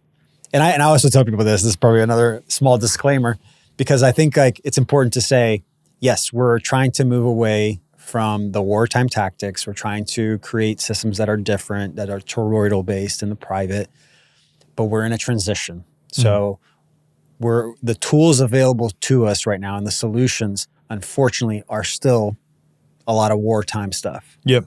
But I think that if we get the right people to use it, and the profits that they're getting, which is like a type of extraction from the current wartime games, we can flow it into different things. Totally. Like we can actually consciously and intentionally put it into things that are going to be more toroidal based. Yep. That makes a lot of sense to me. Totally. In addition to social copy trading, what are some, you mentioned, I think like 4-ish other passive income strategies that you teach in the Crypto Freedom Academy? Yes. So we have a partnership. We're just onboarding him now and trying to get it normalized with the community. I've been in it for about 4 months now. Seafire, his name is Barnaby. Shout out to you, Barnaby. What a cool name. Yeah, it's a great name. He's from England, I believe, from the UK. But he built this similar system to what Arai built, but a little different because there's actual passive income solutions built into it. But the passive income solution in his is a arbitrage bot, right? So it's an actual bot that sits on the decentralized exchanges. So he connects to every decentralized exchange and then sees, let's say Ethereum. The bot will keep an eye on the dollar price, the average dollar price, the index, and then see if there's any arbitrage in any of the exchanges. So if the index is saying, or maybe one exchange is selling Ethereum for $2,200 and then the other one you can buy it for $2,100. Well, if you have liquidity there, buy, sell, all at the same time. And because it's decentralized blockchain, it's instant. So it's instantly keeping an eye and doing these trades. So that's been a good one. That's been 1% to 2% a day, very consistently. That's incredible. So I've been stacking the strategies from conservative, passive, risk averse down to active. Like you got to be more attentive to it. Yep. You got to be. It's a little riskier because it's in crypto. So that's number 2 on those layers. Number 3 below that would be, and there's like a bunch of other things too. That's just one of the passive income options. He's going to build his own coin as well, which is going to have an incentive to stake. Staking is a type of passive income opportunity as well. And then below that, we have liquidity providing. So I mentioned that a little earlier. This is becoming the house. So going to these decentralized exchanges and just providing liquidity. This is like where it becomes a little riskier because you're going to have more responsibility. You're in self-custody. You're going to have to know the technology, know how to break it down. You teach all about this in Crypto Freedom Academy and what needs to be done on that end. Yeah, you learn the fundamental layers of the technology so that you can break down any project. Got it. So anything that comes in front of you, you go, first question, is it layer 0, layer 1, layer 2? Second question, is it pyramid flow of energy or is it toroidal? Yeah. Right? And then there's like 5 variables that you want to look at to determine that. And then you decide, all right, am I going to trade with this? Am I going to speculate? Am I going to speculate it? Am I going to store value or am I going to utilize it? So there's layers to it, but you're always going to have the tools available to do that. Quick point, and I know that a lot of people have become upset with crypto largely being about speculation. And at the same time, if that is still allowing you to make more money that you're ultimately converting into USD right now, which is what the overwhelming majority of different businesses and things like this, different ways you can contract use, right, and exchange value. Is that really that bad at the end of the day? Especially if you are then taking your money and putting it into things that actually provide value to people and help grow these alternative systems. I don't see any issue with that at the end of the day. I think this is how I see it. I focus on the energetic effects of my experience in reality on how close it is to me. So yes and no to your question, because energetically, you're still karmatically, you're still extracting, you're playing these wartime games, which with day trading. Yeah, that's fair. Somebody has to lose for you to win, period. That's Yep. just how that market works. But I also agree that if we're doing this consciously, we're moving it into different systems. And even those same people that lost, they can find this other thing that's going to benefit them. Yep. It's going to be a little different. With that said, there are ways to it. We do teach in the academy a holistic approach to day trading. We have an in-house day trader who's been doing it for himself for 30 plus years, teaching it for 15 years. And it's called the Desire Trade. And the focus is to help you exercise your pattern recognition muscles. Wow. So being able to pick up on patterns on charts and then be able to connect those dots and then, make the decision based on the technical analysis. But yeah, going back to your thing, it's still extracting. It is still extracting. Yeah, that's but we fair. just have to use it consciously Yeah. at that point. Yeah. Use the tools that are available currently right now. I think you've covered 3 or maybe 4 of them. Is there any other passive? Yeah, and then the last one, this is a brand new thing that's happening now in crypto. It's called the printer web or the printer ecosystem. And, up until now, you wanted to make passive income, you have to do liquidity providing. You have to get your collateral and go into a solution that is doing something, right, to be able to make that money. What they've done now is they've built that structure into the coin itself. So they built you can call it like a looping or the swapping structure into the token itself. So you buy this token or this coin, you hold it, and every time the coin gets traded in the market, you get paid not with the coin itself, but with the native coin. So I'll give you an example. We have one called IMG, Infinite Money Glitch, and it is a token on Solana. Solana is a layer 1, IMG is a layer 2. And every time there's volume on IMG, you get paid in Solana into your same wallet. Got it. Just by holding it. Just by holding it. Wow. Right. So that's a little bit more passive, or you don't have to do much of anything. It is a riskier thing because you're holding a volatile coin, that's going to go up and down on the dollar price. But think of it, how I tell people is don't think of this as like an investment for price appreciation. Think of it as you like buying a miner. And you're like, I want to buy a Solana miner. All right, get this IMG coin, hold it, and you're going to get Solana. Bump, bump, bump, just pumping out every time the thing gets traded. So it's like buying a machine that is going to create assets for you. Got it. That's the long-term perspective of it, rather than the short-term, which is more of on the price appreciation, of the asset itself. Cool. So you cover all the intricate details about all this stuff in the Crypto Freedom Academy, though, right? Awesome. Yeah. And we do 3 lives a week. So, there's always opportunity to ask questions and bring it to discussion, bring it to the group. There's been so much more value in that than anything I can teach. I'm sure you've learned some from your students too. All the time. Yeah. All the time. That's cool. That's really cool. Selfishly, I created my academy to have many eyes out there. Yeah. That's amazing. I'm like, I need people around me that are going to keep an eye on everything and bring it back to the community. Well, yeah, like for example, social copy trading, like that's one of your students changed the game in the last 7 months. So yeah, that's like amazing. Amazing. So you brought up level 0, level 1, and level 2 crypto projects, and I'm sure that's probably gone over most people's heads. Can you describe what level 0, level 1, and level 2 means? Yeah. So the analogy I give is compared to a computer, right? So you have your device, your phone or your laptop, iPad. So layer 0 is the hardware. Okay. So in crypto, layer 0 are the miners, right? The operating systems. It started with CPU power, went to GPU power, graphic cards, and then now ASICs.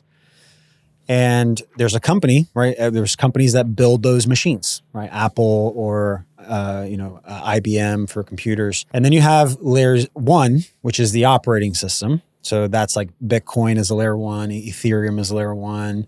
Solana is the layer 1.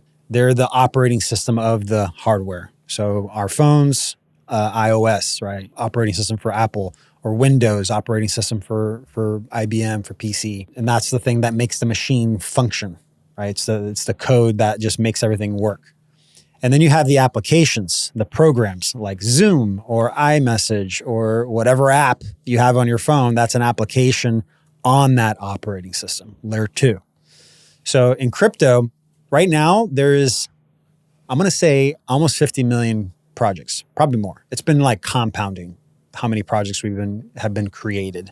And it went to 50 million from, I'm going to say less than 100,000 4 years ago. Wow. 4 or 5 years ago. Wow. So it's exploded in the last 4 or 5 years. 99.9% of those, though, are layer 2s.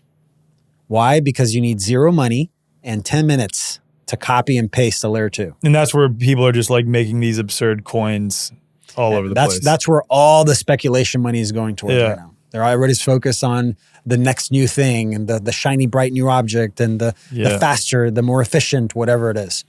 That's something else I learned in crypto. Faster and newer and more efficient doesn't mean more valuable. Yeah. How long it's been around and if it's been able to stand firm against, attacks, that is valuable to me. Right, especially because these newer ones that pop up, I would imagine it comes with like an infinite, basically unknown risk. People don't know what to look for in the contract. And so they don't see that it's like, there's a platform that we use, a resource to break down the contract address of the token and see how many wallets there are that are holding the tokens and see if there's any one wallet or a few, even 10 wallets that have 80% of the tokens. Yeah, because that's a recipe for disaster. That's a centralization scheme, essentially. Exactly. And that happens all the time. And there's a video of this kid, 13, 14 years old, scamming people and filming himself doing it. And he's like, thanks for the 10 the 10 bands. And is like filming himself and putting it out there. And he like literally showed himself scamming people on this. Oh my gosh. With a what a little shit. Fun. I know. It was like that little shit. Just made, I think it was 20 grand or something. Oh my gosh. But see, you need 10 minutes and zero money and you can do this. Yeah. That's why there's a lot of it happening. So layer 1s, there's only active 120. Wow. And that are actually backed by community and supported and have like projects being built on it, 30 to 50 maybe, give or take. A Rise thing is a layer 1. Wow. It's its own chain. The reason that one it's rare is because it takes $3-4 million to spin one up. Wow. Because you have to create the actual code from scratch and then you have to centralize it somewhere initially to launch it. And then show proof of work, right? Huh? And then show proof of work, right? Yeah, and proof of work is the best type of it. There's different proofs that you can create layer 1s on. But he did that with his though, right? Yeah, proof of work. It's just like Bitcoin. So you can mine it. It's incredible what he did there with that. And I heard the discussion on regulation with you and John, and I'm like, yes, there's more to it. There's the front end regulation to be able to follow the rules of the road and not get scrutiny. And then there's the technology and how the technology was built. So Rai has built it in a way that is like putting, it's literally being a bridge. He has one foot on the regulatory side, and then if the government comes in with scrutiny to try to get data out of the technology, the keys are split. So they couldn't do it even if they wanted to. That makes sense. That totally makes sense. It's kind of like LifeWave. Like they abide by all of the regulations with not making claims a certain way, while also providing an alternative way to do things where you don't have to go to the doctor. And again, I'm not claiming that anyone needs that, but that's a perfect example right there. It's the negative space of legislation, I call it, right? The gray area of legislation, because we're using the different law forms. So it's a similar thing, yeah. Yeah. Then layer 0. Yeah. So and then layer 0 is the hardware. Yeah. Right? Or no, layer 3. We're going or layer 2. No, you said layer 2. That there's 50 million layer 2 projects. Oh, and how many layer 0? Yeah. Oh, even less in crypto. Yeah. 4 or 5 companies that are building hardware right now. And that's like the pucks and the processor, like any of the hardware that is literally related to that. Which are mostly all ASICs right now. Because up until maybe maybe a little more now, 8 or 9 years ago, maybe 10, it's been GPUs. So, NVIDIA, that's a big reason why NVIDIA is worth what they are today, is because for 5 years, people were buying a ton of NVIDIA products, the GPU cards. So that's kind of sketchy. That needs to be decentralized even more if the spirit of all this is decentralization. Like if you have 5 companies making it. That's a huge thing. That's a huge part of it. Quartal, they built their own little Raspberry Pi computer. And that's why I try to teach people utilization, because we don't need to use those. You really don't need an ASIC. You can do this with a Raspberry Pi. I think it's because most people are fixated on mining Bitcoin and what it means to do Bitcoin. Yeah. But you don't. What is a Raspberry Pi for those who may not understand what that is? It's a little motherboard like the size of a wallet, and it has it's a computer. It's a whole computer. It just doesn't come with a keyboard or a mouse or a screen. It's just the processor there. So you have a memory chip, you have a storage chip, you have a little HDMI place or USB, all the things that you need to plug in. It's a node. And then you can plug a screen to it, mouse, and a keyboard, and then use it like a regular computer. You can spin up an operating system on it. They usually come with none. So a lot of people use Ubuntu, which is similar to Windows. It's a PC product. So when it comes to crypto and mining, you don't need ASICs per se. ASICs are usually because of Bitcoin, but there's so many different chains out there. Layer 1s, like I said, there's 30, 40 chains that are functioning, and they're very profitable. You don't have to do Bitcoin to be profitable in crypto. You can mine these other ones. And most other cryptocurrencies are on Bitcoin's chain. No, they're not? Bitcoin is its own layer 1 chain. Okay, so it's what chains are they using? The layer 2s, you mean? Yeah. The majority of layer 2s are using Ethereum. Ethereum, okay. So Ethereum, and that's a whole other conversation too. Ethereum started as a proof of work, like Bitcoin. And 4 years ago or so, they changed to proof of stake, which means that they don't need processing power anymore to upkeep the system. They need people to buy the coin and create a node like a Raspberry Pi and lock it into the network and say, hey, I have 32 Ethereum that I'm not selling. Here it is. And then the system uses you as a node and rewards you every time it uses your node. Got it. For transacting. Okay. But it doesn't require processing power. It doesn't require proof in that sense. Just a stake, just how much money you have. That's a form of centralization. Yeah. Huge form of centralization. People are like, oh, there's so much electricity that's used in crypto for mining power. Like you can power a whole city. Let's talk about how much power is used for the banking system, or just Wells Fargo. Let's just talk about how much energy is used just for Wells Fargo. Freaking AI data centers. That's a whole other conversation. Bro, it's insane. Yeah. So when you break that down, you go, okay, there's proof of stake is a centralization of that. The mining is not, in comparison, is not bad. It's a good thing. It's something that's going to stop the centralization of the data, when you have separate processors and separate systems and servers. But the proof of stake with Ethereum, where 99% of the projects are being built on, they're using mostly AWS. Wow. Amazon Web Services. That's sketchy. So it's like, XRP2 is another one. Yeah. Discussion around that. There's a lot of centralization in the token itself. So knowing the variables to look at and the fundamental layering of it and what the centralization mean, those are all things that I teach. And I think it's important because, hey, we're moving into this whether you want it or not. Whether you're for it or against it, the systems are moving towards blockchain. So now the question is, do you want to just be, limited to the ones that are offered to you and that's going to be shoved down your throat? Or do you want to learn how to either create your own or learn what to look for so that you can create your own structure, and do it with alternative sources? Yeah. I mean, that's the $1 million question right there. I mean, it's a good point. Like the rest of society is going this way. So how do we recognize that and make sure we retain our sovereignty and financial freedom within it? That's the question. So a big one, and this actually relates to another point of skepticism, is like what we're talking about is all fundamentally digital. And what if they just, flip the grid off so you can't access it, or they, limit your access to the internet where you have to have a digital ID in order to even access the internet. So then you still can't access your crypto, even if it's not on Coinbase and it's fully decentralized. You have a wallet outside of those systems. Like, well, what's your response to that? Because I'm sure you get that a lot too. Yeah.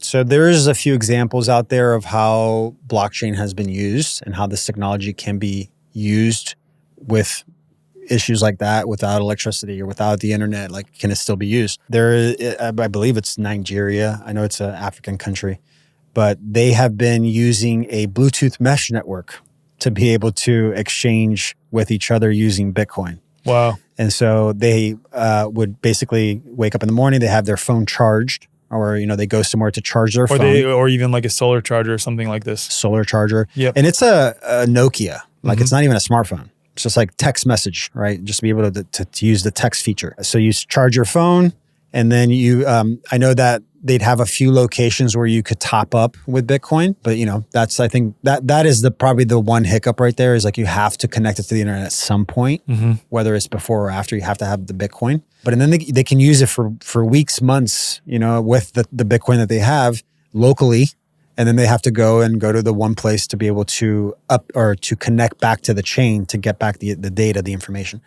But they're using a Nokia phone, the Bluetooth in it, to send and receive Bitcoin with each other. That's it. And that's it. Yeah. And then eventually they connect and get that updated, but the transaction happens. You're talking about clearance or not clearance, clearing the transactions. Example that, when you spend money on your debit card on your bank during the weekend and it just says pending for the whole weekend. And then on Monday, it's like it reconnects to the internet to clear it through the bank. That's the same thing. Yeah. But even in a decentralized fashion, I think you've brought this up before, or it was someone else. I'm pretty sure it was you, that like, even if they started limiting your access to the centralized internet that we have now, or like, let me put this a different way. The centralized points of access to the internet, because really what we're talking about again is just those cables, which is a mycelium network that you can access via other ways. You just have to know how to access it outside of centralized systems. So there are other solutions related to that as well. Yeah, so even that problem has a solution. Yeah, there's the people's internet. There's a few versions of them out there that are coming into place. I know Quartal is one of them for sure, that they're building their own hardware, their own operating system. I mean, they're doing it right. Yep. They're really building. I mean, it's going to take time, but it's on its way. It's going to take awareness too. That's the main thing. That's a huge part of it. If people don't use it, I mean, that's the whole point of decentralization. Like, we got to adopt it, or else it's just going to be centralized. Yep. Anyway, another one is helium. Okay. I think I've spoken about that when I was with Rye on that podcast episode, but they are decentralizing internet access they created a piece of hardware that you can connect to your computer, that you then connect to the electrical grid, or it can just be the electrical grid. and it uses the electricity in the grid to push information back and forth That's amazing. and creating a whole, and they use low RAN too. They're What's not that? using, so there's 5G. Yeah. So we know bad, Yeah. right? 5G bad. Low RAN is on the opposite end of the spectrum, right? 5G is millimeter waves. Yep. Low RAN is the long waves. Wow. Here's a cool thing most people don't know. The 5G short millimeter waves, why are we using it? Because they can't go long distances, right? That's why they need The boosters these 5Gs every so often. Yep. What can they do really well? They can pierce buildings, right? You can see inside buildings using those waves. They can pierce the walls. Low RAN cannot pierce walls, but they can go out 2 to 3 miles in distance. And actually, they can carry more data. So the 5G, it can't carry a lot of data with each wave, very tiny. But because there's so many around you and they're so fast, we don't feel like we're like, oh, 100 megabytes per second, yay! 500 megabytes per second, yay! If we were to do low RAN, you could upload a 10 gigabyte video in a second because it can take all that weight all at once. Wow. Where the 5G, it can probably be the same amount of time, right? 5 seconds or whatever, but it's having to take little bits and pieces of it every so often. So we just See the need people difference? to set up these low RAN nodes in various places across the earth, essentially, and then we have an alternative system right there. They're helium. They've been around for a while, so you can go to major cities and access that network immediately. Wow. In the city, it's a free Wi-Fi that they have now. Wow. See, that's what I'm talking about. And it's There's healthier. solutions. Yeah, it's healthier. It's not millimeter waves like chopping. Yeah. That are like the amplitude on those. That's the main issue. Other thing I want to discuss related to like crypto is all digital. We were talking about this during our break and off camera. And a lot of people who are skeptical of crypto, ironically, primarily use credit cards and debit cards and are already transacting in what is purely digital. So that's already incredibly ironic to me. And it's like you're already a part of the problem that you're naming right now if you're using credit cards and debit cards. And then you're ultimately still using fiat currency by doing that. Yeah. And fiat currency isn't great. And then even with cash, that itself is problematic. And you're talking about wanting to mention It's a promissory note. Yeah. Yeah. So yeah, everything is digital, guys. Sorry to bust your bubble. That's why when I get those questions, like if the internet goes away, if the electrical grid goes away, it's like we're going to have so many other issues first. Exactly. That are gonna pop up. If you listen to this show, you are probably well aware that there's something seriously off with our modern food systems. And even a lot of food labeled organic isn't what it seems. Some of it's shipped in from China where regulations are murky at best, and other times companies slap the USDA organic label on while cutting corners and doing the absolute bare minimum in order to achieve that label. That's why Dr. Cowan's Garden exists. Founded by Dr. Tom Cowan, they believe health starts with food. Real food, the way that it's supposed to be grown. They call their sourcing beyond organic, which means they're working with small family-run farms who are going above and beyond the USDA organic label when it comes to growing their food. These farms care deeply about soil health and nutrient density, and some are even biodynamic certified, the highest farming standard in the world. At Dr. Cowan's Garden, they use proper processing techniques that humans have used for thousands of years because they actually work. Nuts and grains are soaked or sprouted just as traditional cultures did. Olive oils and apple cider vinegars are never heated, preserving fragile nutrients. Olive oil is protected from light because oxidation matters. The list goes on and on. The products at Dr. Cowan's Garden are made to be deeply nourishing and also incredibly delicious. Foods that you actually enjoy eating and foods that make healthy decisions actually feel good. Dr. Cowan's Garden is not about fads, it's not about fear, and it's definitely not about following government health recommendations. It's about reclaiming a simple trust in your food. If you value transparency, tradition, and food that respects both your body and nature, head to drcowansgarden.com or just head to the show notes and use code THEWAYFORWARD for 15% off your first order. Welcome back to Real Nourishment. Your ability to transact with fiat currency is already out the window there. And depending on how bad things get, and I actually say this when it comes to gold and silver too, like I'm thinking like worst case scenario of like total supply chain collapse, which it could be a problem if the grid goes down, by the way. Gold and silver won't freaking matter either. Like people are going to be concerned with food, shelter, and water. That's it. Like gold will not matter at that point. especially if you have like an ounce gold coin, like, okay, that was worth $4,500 at this time or something like that related to the US dollar. And you go like, what are you going to do with that when someone's like, I have enough food for me and my family and that's it. I don't care about your gold. I do not care. You have these paper greenback notes. Like, I do not care about that. Does not matter to me. I'm making sure that I have enough food, water, and shelter for my family. That's it. And if that really is your fear and you're listening to this and like, that is my fear, go to Alex's website and find your local farmer, create the community around you. That's the whole point. That's and the then whole you'll point. feel safe. Like, okay, if anything happens, I got all these people around me. I got the people who get it. Exactly. You know? Yeah. Once you've set that up, then come back to me. We'll talk about it. Right. But if you're there, if you understand that, yeah, everything is digital. I mean, everything is digital right now. Even before blockchain, 95% of our currency and the global currency is digital. Mm-hmm. It's a very small percentage that's actually physical currency moving around, because that was always the plan. You know, that was always the system's plan, was to get rid of it. And a good example that I heard recently that I'm like, oh, I need to use that. I mean, think about it. When we use cash, the $10 promissory note that we use goes to the guy. They give us the product. That guy gets that $10. He either deposits or then spends it on something else. And then that guy takes the $10 and spends it on something else. $10, $10, $10, $10. It stays 10. When we use credit cards, what happens? 1.5% transaction fee. By the 10th person or by the 100th person, that $10 is gone. Right. That's wild to think of it like that. Yeah, it's meaningless. I mean, it's already meaningless, but now it's like gone. It's 100% of it diluted. So blockchain actually is going to, I mean, in the extremes, it can make that even easier, or it's going to allow us to, recreate that so that the money comes back into us. But yeah, everything is already digital in that sense. Like, we're already in that paradigm. What it's being offered here with blockchain, this idea is like, hey, we can now do things differently in a trustless system. We don't trust each other. We need an open ledger. We need to see each other's transactions and how we deal with things, because talking about money is so taboo. Yep. And so we need to get rid of that. We need to shed that. We need to integrate that darkness and really move into we are the value.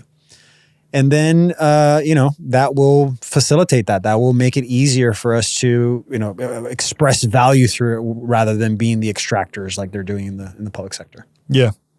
The problem becomes when people have in their minds the fear of universal basic income and central bank digital currencies and the government having direct access and oversight over that ledger. That's where the fear comes in for people as it relates to crypto. Because I think a lot of people see that, okay, I see the utility in cryptocurrencies if they are not co-opted by a centralized authority. But if it's co-opted by a centralized authority, that can be incredibly bad for the rest of us. Yes. And that's why I'm like, hey, there are options. If this is the inevitable direction it is moving towards right now, then can we be present enough with what we want for ourselves and what is valuable to create our own? Yeah. And to see the tools that are available in different ways so that we're not getting sucked into that. But yes, I mean, it's programmable money. Yeah. Whatever the contract was coded as is going to execute in that way. With that said, most of the chains, especially the ones that exist now, they're not fully anonymous. So that speaks into that. They're pseudo-anonymous. So there are ways to keep privacy. How you spin up a wallet initially, like that will kind of determine if they have data or not, if they collected your IP address through a website or whatever. Right. If you share your public wallet address with somebody else, it's like an email. Like, you can create an email and not tell anybody about it. And like, that's your email, but nobody knows. Same thing with the wallet addresses. As soon as you share it, then they can oh, that's Alex. Okay, let's see everything that he paid and received, and you can track that. But there are ways to mix and tumble the crypto so that they can't do that. So there are things that you can do with the technologies, but I think fundamentally, the most important thing is using these technologies, creating with it, falling back to the concept of the fundamentals of blockchain and then being creative with that. Yeah. Rather than just using whatever everybody else is creating. Well said. Makes so much sense. So Jamie, who's sitting just off camera over there, shout out to Jamie Falwell. I hope it's okay that I said your name. Privacy. Like Alec, dear friend of ours, she just brought up, like, as a business owner, how, like, what tools can you offer business owners, or like what strategies can you offer business owners for them to start incorporating crypto into their day-to-day relationships with their business and day-to-day interactions? I mean, number one that I tell people is right now we're in an asset accumulation mindset. Okay, we're in this stage of like, we need to accumulate assets. We need to not just look at the dollar price of things. So if you're an entrepreneur, business owner, start accepting crypto. Like, that's an easy one. There are so many platforms out there that you can do that with. And a lot of these platforms allow you to split how much of it you receive in crypto versus how much goes into the bank. So 20% in Bitcoin, or 80% in cash. Are there any platforms, rather than talking about the platforms that you think are best to use for business owners, because I'm sure you go into that in the academy, and I know there's a variety of them. There's so many different types, and it depends on what you want. Are there any top of mind that are like, do not use that one, in my opinion? Not necessarily. I mean, the more I just can't help myself, but like if they get too mainstream, I'm like, I don't know anymore. Yeah. I do like to stay in the fringes Totally makes of the sense. technologies, because they still have some Autonomy. grassroots, some autonomy still. I'll say the BlackRock company that's connected to in crypto that is feeding into a lot of these mainstream ones is A16Z. A16Z. Yeah. Okay. And it's a company. It's a sub company of Andreas Horowitz company. So A16Z is like the red flag for me. If it's connected to that, then I'm like, I don't know anymore. Got it. That's BlackRock money. Sorry, continue on. Yeah. So there's not necessarily any specific project that I would, other than just being too mainstream and too centralized too. Like, if it's too centralized and I'm just sending crypto to somebody else's server, then I'm like, oh. But yeah, with that said, there are a lot of options out there. And for a business owner, accepting crypto, accumulating assets, that's one thing. Another thing is storage. So, people that are creating trusts in my community now and building their PMAs around it, telling them like, do you even need a bank account in the bank? If you have a stable coin cold storage device that the wallet is owned by the trust, you're private, bro. Yeah. Just go into stable coin and then hold that. Maybe you want to diversify the stable coin so that you're not all eggs in one type of stable coin, but that's a 1-to-1 to the US dollar. Mm-hmm. Why keep it in the bank anyway? Oh, because I get 2% a year, 3%. Oh, well, let's have another conversation. I think for a lot of people, it becomes a question of like, again, convenience. Like, how easy is it for me to do automatic payment with my various bills? That's also always a thing, but those solutions are now. That's the only reason I still use a bank, is because it makes it easier to pay my bills. Yeah, so those solutions are actually, in the last couple of years, have been the newer thing, the newer layer that has been starting to be offered. That's huge. Is connecting to bill payments or to a debit card. Yep. And I've used one for probably almost 8 or 9 years now that has a crypto wallet, and you sell the crypto and it like a gift card. It gets deposited into the debit card, and it's a MasterCard. Yep. And then you just use it. Yeah. And it's $10,000 a day deposit limit, $60,000 a month. Most people can, that's plenty. So that's what I've been using for my bills, to be able to pay for stuff. Now I need a little extra, just sell the crypto, move it in there. Arai, he's going to be launching a blockchain-based bank account. Okay, so there will be eventually a blockchain-based bank account that you can then send wires to and from traditional banking. Huge. Or also paying bills as well. And payment processing. That's huge for a business owner. Who in here loves Stripe? I love you, Stripe, just because. I love you, Stripe. Don't cancel my account. Yeah, exactly. I love you so much. There are alternatives to that, payment processing.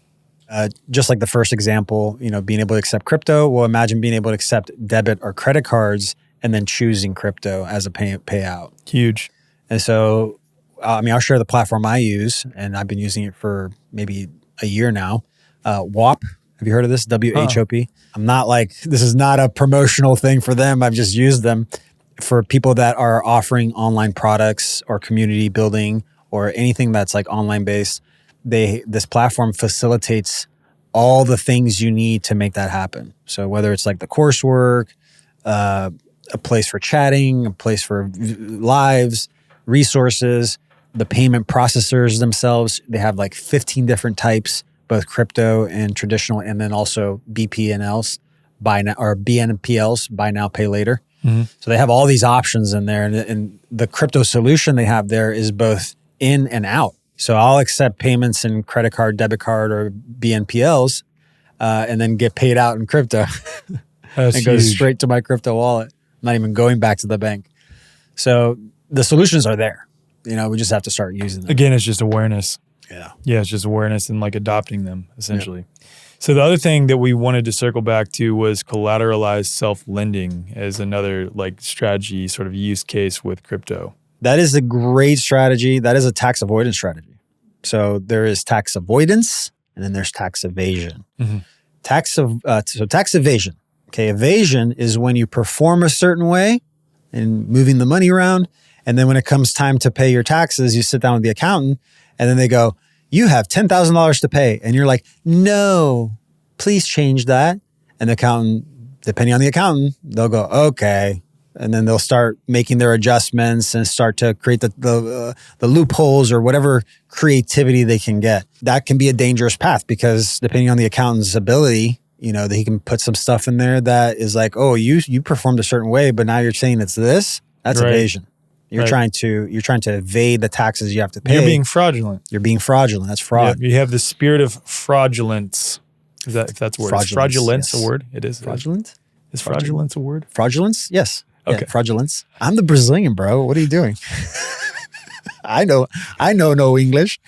You know, you like say a word so much that you forget if it's a word or not.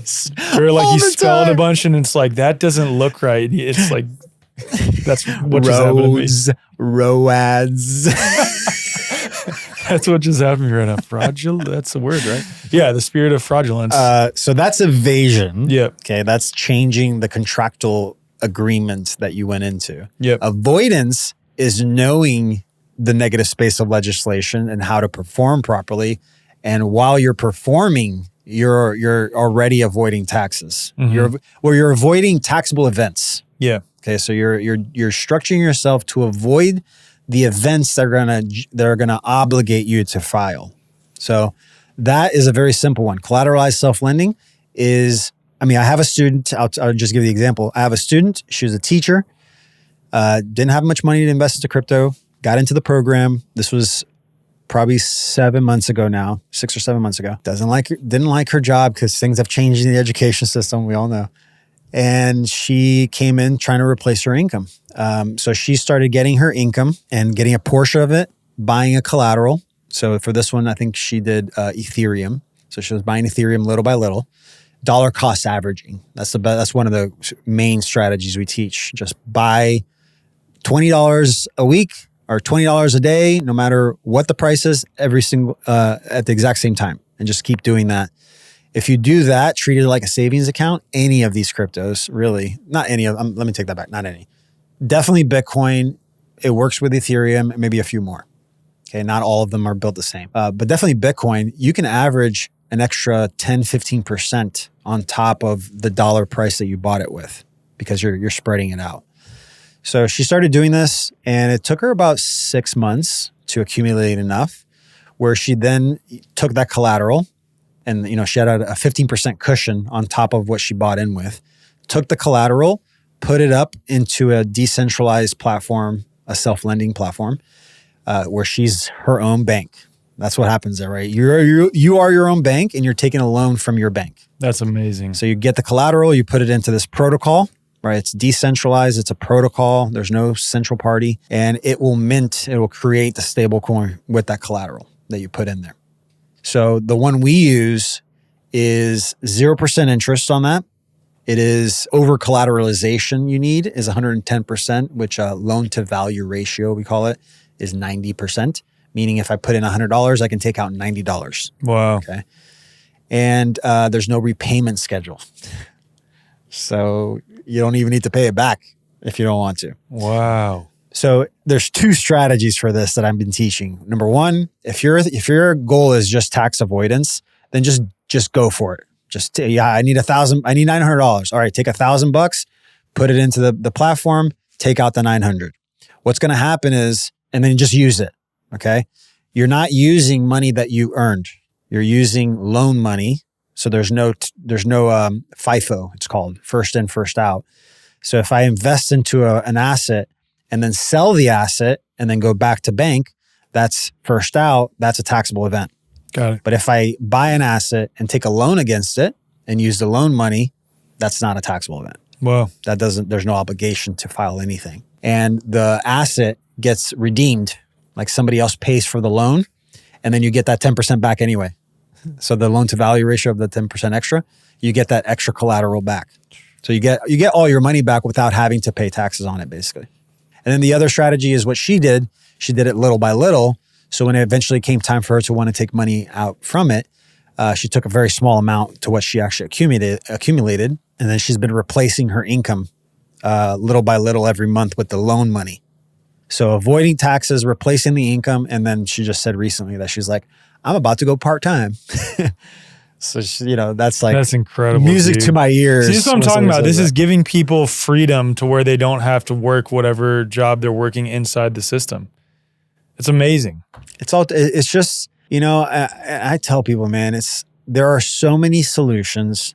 There are so many ways to create this for yourself.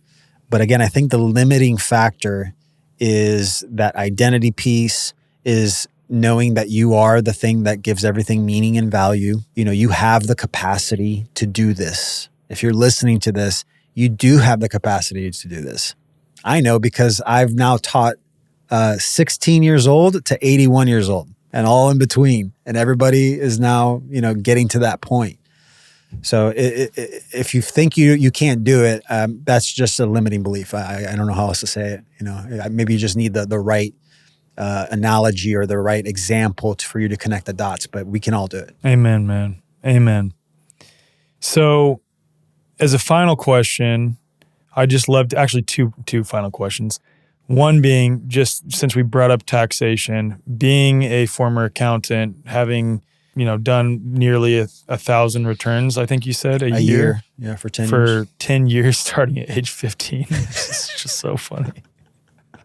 And knowing what you know now, you talked about like tax evasion versus tax avoidance, and there are strategies to where you can still even file and report and just structure your finances to where you don't even owe anything.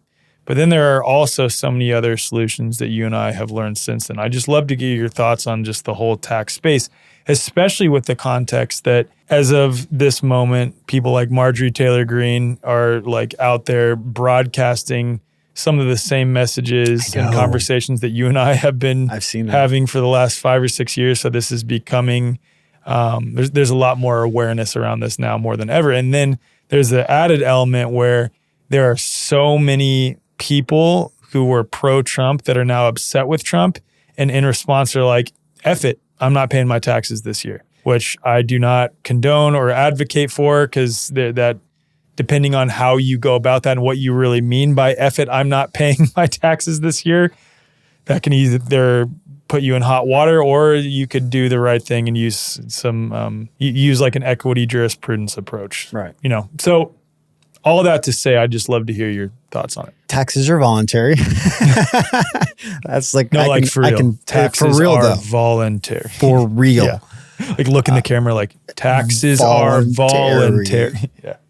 This is what I tell my students. I'm like, look, first of all, taxes, man, if you go down the history of taxation, we started, I think, with like a 3% tax in the beginning of this century. And now we're at crazy numbers, 30 to 50%.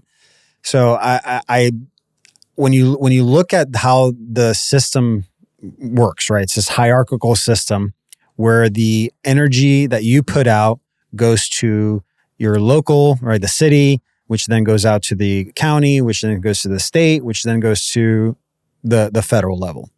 So I think it's easy to fall into the trap of, power is up there. Power flows down here because I need to pay all this stuff upwards to be able to experience life. Well, I've heard someone else say this recently, that we assume that it's corporations over government over people, when in reality that is actually a flip on what it truly is. It's God, people, government, corporations. Yes. We've just gotten that completely turned around right now. It's completely flipped on its head. Yep. I mean, that's what I've been saying. It's like it's the bastardization of what we were supposed to be, and it's just completely flipped over. So it's easy to fall to that trap because of how everything is built out. But the truth is that the power flows from here. The power is coming outwards into those systems. So when it comes to because one of the questions I got, or one of the things that gets said to me often when it comes to taxes is like, well, do you like your schools? Do you like your roads? And I'm like, oh, that's okay. When you look at that, right? Because that was a great question. I'm like, okay, let me figure it out. Most of that money comes from, or the money for those things comes from like property tax, sales tax. Mm-hmm. Everything else, even especially on the federal level, there's Reagan did the Grace Commission report. This was 1984, I believe. And they saw that 2/3 of all the monies that were sent in was lost to government inefficiencies. That's what he called it. And if you look at that, if you look on the document and what that is, they would break it down like, a bottle of ketchup for $35, things like inefficiencies in that sense. Where I'm like, no, that's intentional. That seems very intentional. And then 1/3 of it, because it was still mailing, 1/3 of it was lost to mold and rats. What? This was back in the 80s. So now obviously with technology, with computers, it's gotten the government inefficiencies have gotten more efficient. It's they're accumulating that 1/3 that was being lost. But the vast majority of it is still, the 99% of it is still going to things that are not going to benefit us on a local level. Right. I can't say that so much about the local governments. That depends on the county, depends on the city. I mean, that's going to be so different. The town even. But I think that if we focus more on that rather than on the federal level, we have much more change in a short amount of time than we would try to change it on the federal level. So bigger picture, I think the whole thing is a massive, siphoning fraud. It's a corporate system. It's a private companies. Reserve Bank is a private company. IRS is a private company. And how do we fall into this trap? Well, indoctrination over 120 years, 130 years, plus contractual obligation, signing the thing and agreeing to tacit agreements. So I tell people like, look, you have two paths here when you're coming into this reality, right? This awareness. There is the cleanup of the past, of your incompetency and like lack of information. And then there is performing moving forward, right? In the private and already avoiding taxation through your performance. Those are two separate things. So my first thing is like, the cleanup can wait. Like honestly, the cleanup can wait. Because the way that's set up, I've done amendments for people like 5-10 years before amendments, and like they'll take it. So the cleanup is easy if you know how to like have that relationship with them. The difficult thing is performance. Is like you got to start changing now. Moving forward. And what does that look like?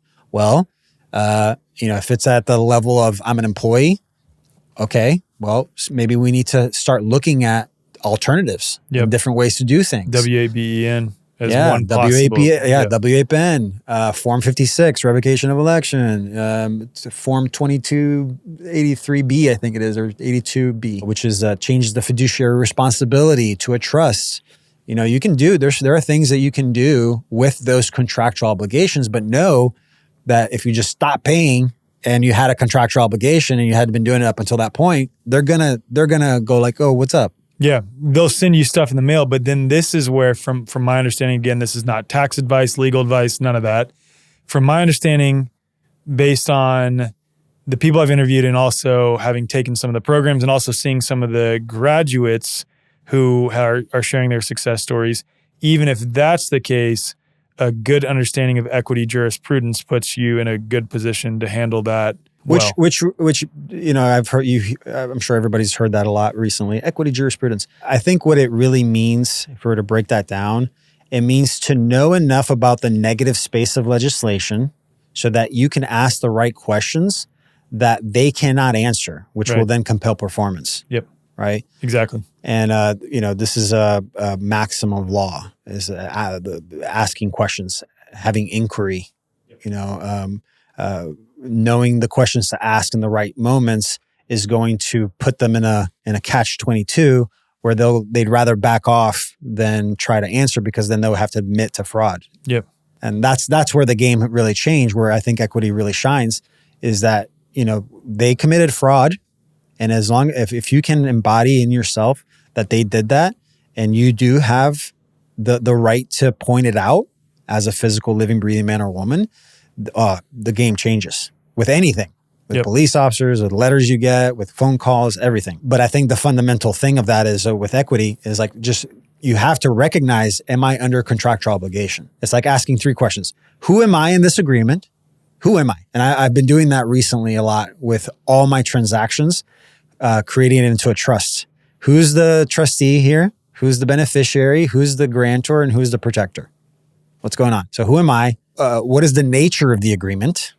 Nature, right? We got to go back to physical bodies. And then show me the contract that gives you legal title over my property. Like, if you were to do that with all your agreements, all your paperwork that you get, just ask that question, you'll start to come up with the answers. Yep. Like, you'll start to see who you are in it, and then you can start to perform properly. Beautifully said. And you cover all of this related to taxation and the various strategies in Crypto Freedom Academy, right? Yeah. The 3 main pillars is helping you recreate relationship to the energy of exchange, helping you utilize blockchain, not speculate with it, and doing it in the private sector. Okay. So being able to either recreate those relationships with tax obligation, or just structuring the private for creating a trust. I teach you how to create a common law trust, just a non-statutory private trust, and a PMA. I have the 3 agreements for the PMA if you want to build a business, like selling a service or a product. What are all the things that you cover in Crypto Freedom Academy? So I built it like a hero's journey, and because I didn't want to give you the fish, I want to teach you how to fish. So if you guys don't know the hero's journey, when you watch a movie, the hero comes in. He's not the hero yet. He's the schlub, and he has to go through challenges of shedding, of letting go, of finding uncomfortable situations. Going through those things, being guided by someone, and then you actually become the hero and be able to beat the final boss. So in the academy, I go through the same process. I help you shed the current indoctrination. I help you have a chance to create a new relationship with blockchain technology, recreate that relationship to identity, and then be able to structure in the private sector by the end of it. But it's a bigger picture here, connecting these 3 layers so that we can actually start to create generational wealth. Yeah, so you're helping people not only understand who they are with respect to the financial system, with respect to the various contracts that they've gotten themselves in, but also understand how to do anything from set up passive income strategies using cryptocurrencies and blockchain-based projects to structuring their affairs, utilizing that technology, or just using it as an investment tool if they wanted to, essentially. Yeah, so it's a 10-week program for the one main product that we have. The first 5 weeks is just like shedding and breaking down the fundamentals, really just going to the basic layers of it. And then the last 5 weeks is I turn up the volume on practical steps. And then I give you all the passive income opportunities, day trading, how to stay as liquid as possible, how to become the bank, how to manage your portfolio, and then how to do that privately. How to actually structure in the private sector using trust and contract law. And you shared one of the examples of you had a teacher come into the academy who now is looking at working part-time because through learning and being a student in the Crypto Freedom Academy, she's been able to set herself up to where she's making money elsewhere to where she can go part-time on her teaching job now. Yeah. I'm sure you have many other examples like that. Yes. I mean, there's definitely in the last year, I've had a huge, because up until then I was just listening for feedback and then all right, we need another video, or we need to structure it this way, and then I finally got the formula down. And then the last year it's just been incredible. But yeah, she, with just the one strategy of the collateralized self-lending, she's been able to make a vault of about 10K. and she only needed an extra $2,000 a month. So now she's continuing that process of taking the money, buying the collateral, putting it into the vault. But now she has this, stable coin that she can use for bills, which eliminates the taxable event. And now she's been putting it back into the social copy trading. So now there's passive income coming from that, which she's then using to pay back the loan. I mean, now the options open up at that point. I mean, there's so many things you can do at that point. So that's amazing. That's so cool, man. And again, it's all about putting yourself in a position where you have more financial freedom, which gives you more freedom in this realm to choose things that you know are beneficial to you, that are more towards basically cultivating this beautiful new world that our hearts know is possible, as Charles Eisenstein says, essentially. And she started with $500. That's it. Yeah. Wow. And it took her 8 months, 9 months, but she's here. Some other people might be a little faster because they have more capital to start with. But the percentages and the strategies are all the same. The path is there. It's just how willing are you? How much grit do you have to try to figure this out for yourself? Yeah. Wow. So for those who are listening and watching, if you're interested in Crypto Freedom Academy, all that will be in the show notes. Otto, is there anything you'd like to share to close? Look, I think we are at a pivotal point right now. Okay. Because I feel like the freedom community loves just talking about stuff and just focusing on, you see, this is going to happen and this is going to happen. And look, we got to avoid this and we got to avoid this. And I've realized that is a trap in and of itself because we're still continuing to attract and create that reality of which we speak about. So I've learned that the universe speaks in action and we need to take action. Like this is the time to really start taking action. Whether it's as easy as just like, starting to dollar cost average crypto or building a business and utilizing the technology, and create your own thing. This is the time to do it. We're at a massive pivotal point right now. So well said, man. Oh, and I'll say this last thing. In our academy, we love to remind people to do this, and I'll break it down a little bit. But always remember, gamify your abundance. That's our tagline, our saying, which means always remember to be creative with how you're transacting with each other. Let's have fun with how we do this thing, but also be childlike. Have that embodiment and feeling in your body of being the value that expresses. Being that kid that goes in the playground to the other kid and is like, "Hey, you want to play?" Yeah, and it's not like, "What can I get from this guy?" Like, well, can I actually win some money? We don't think like that when we're young. We're just going into the relationships. So always remember, gamify your abundance. Beautiful, man. Beautiful.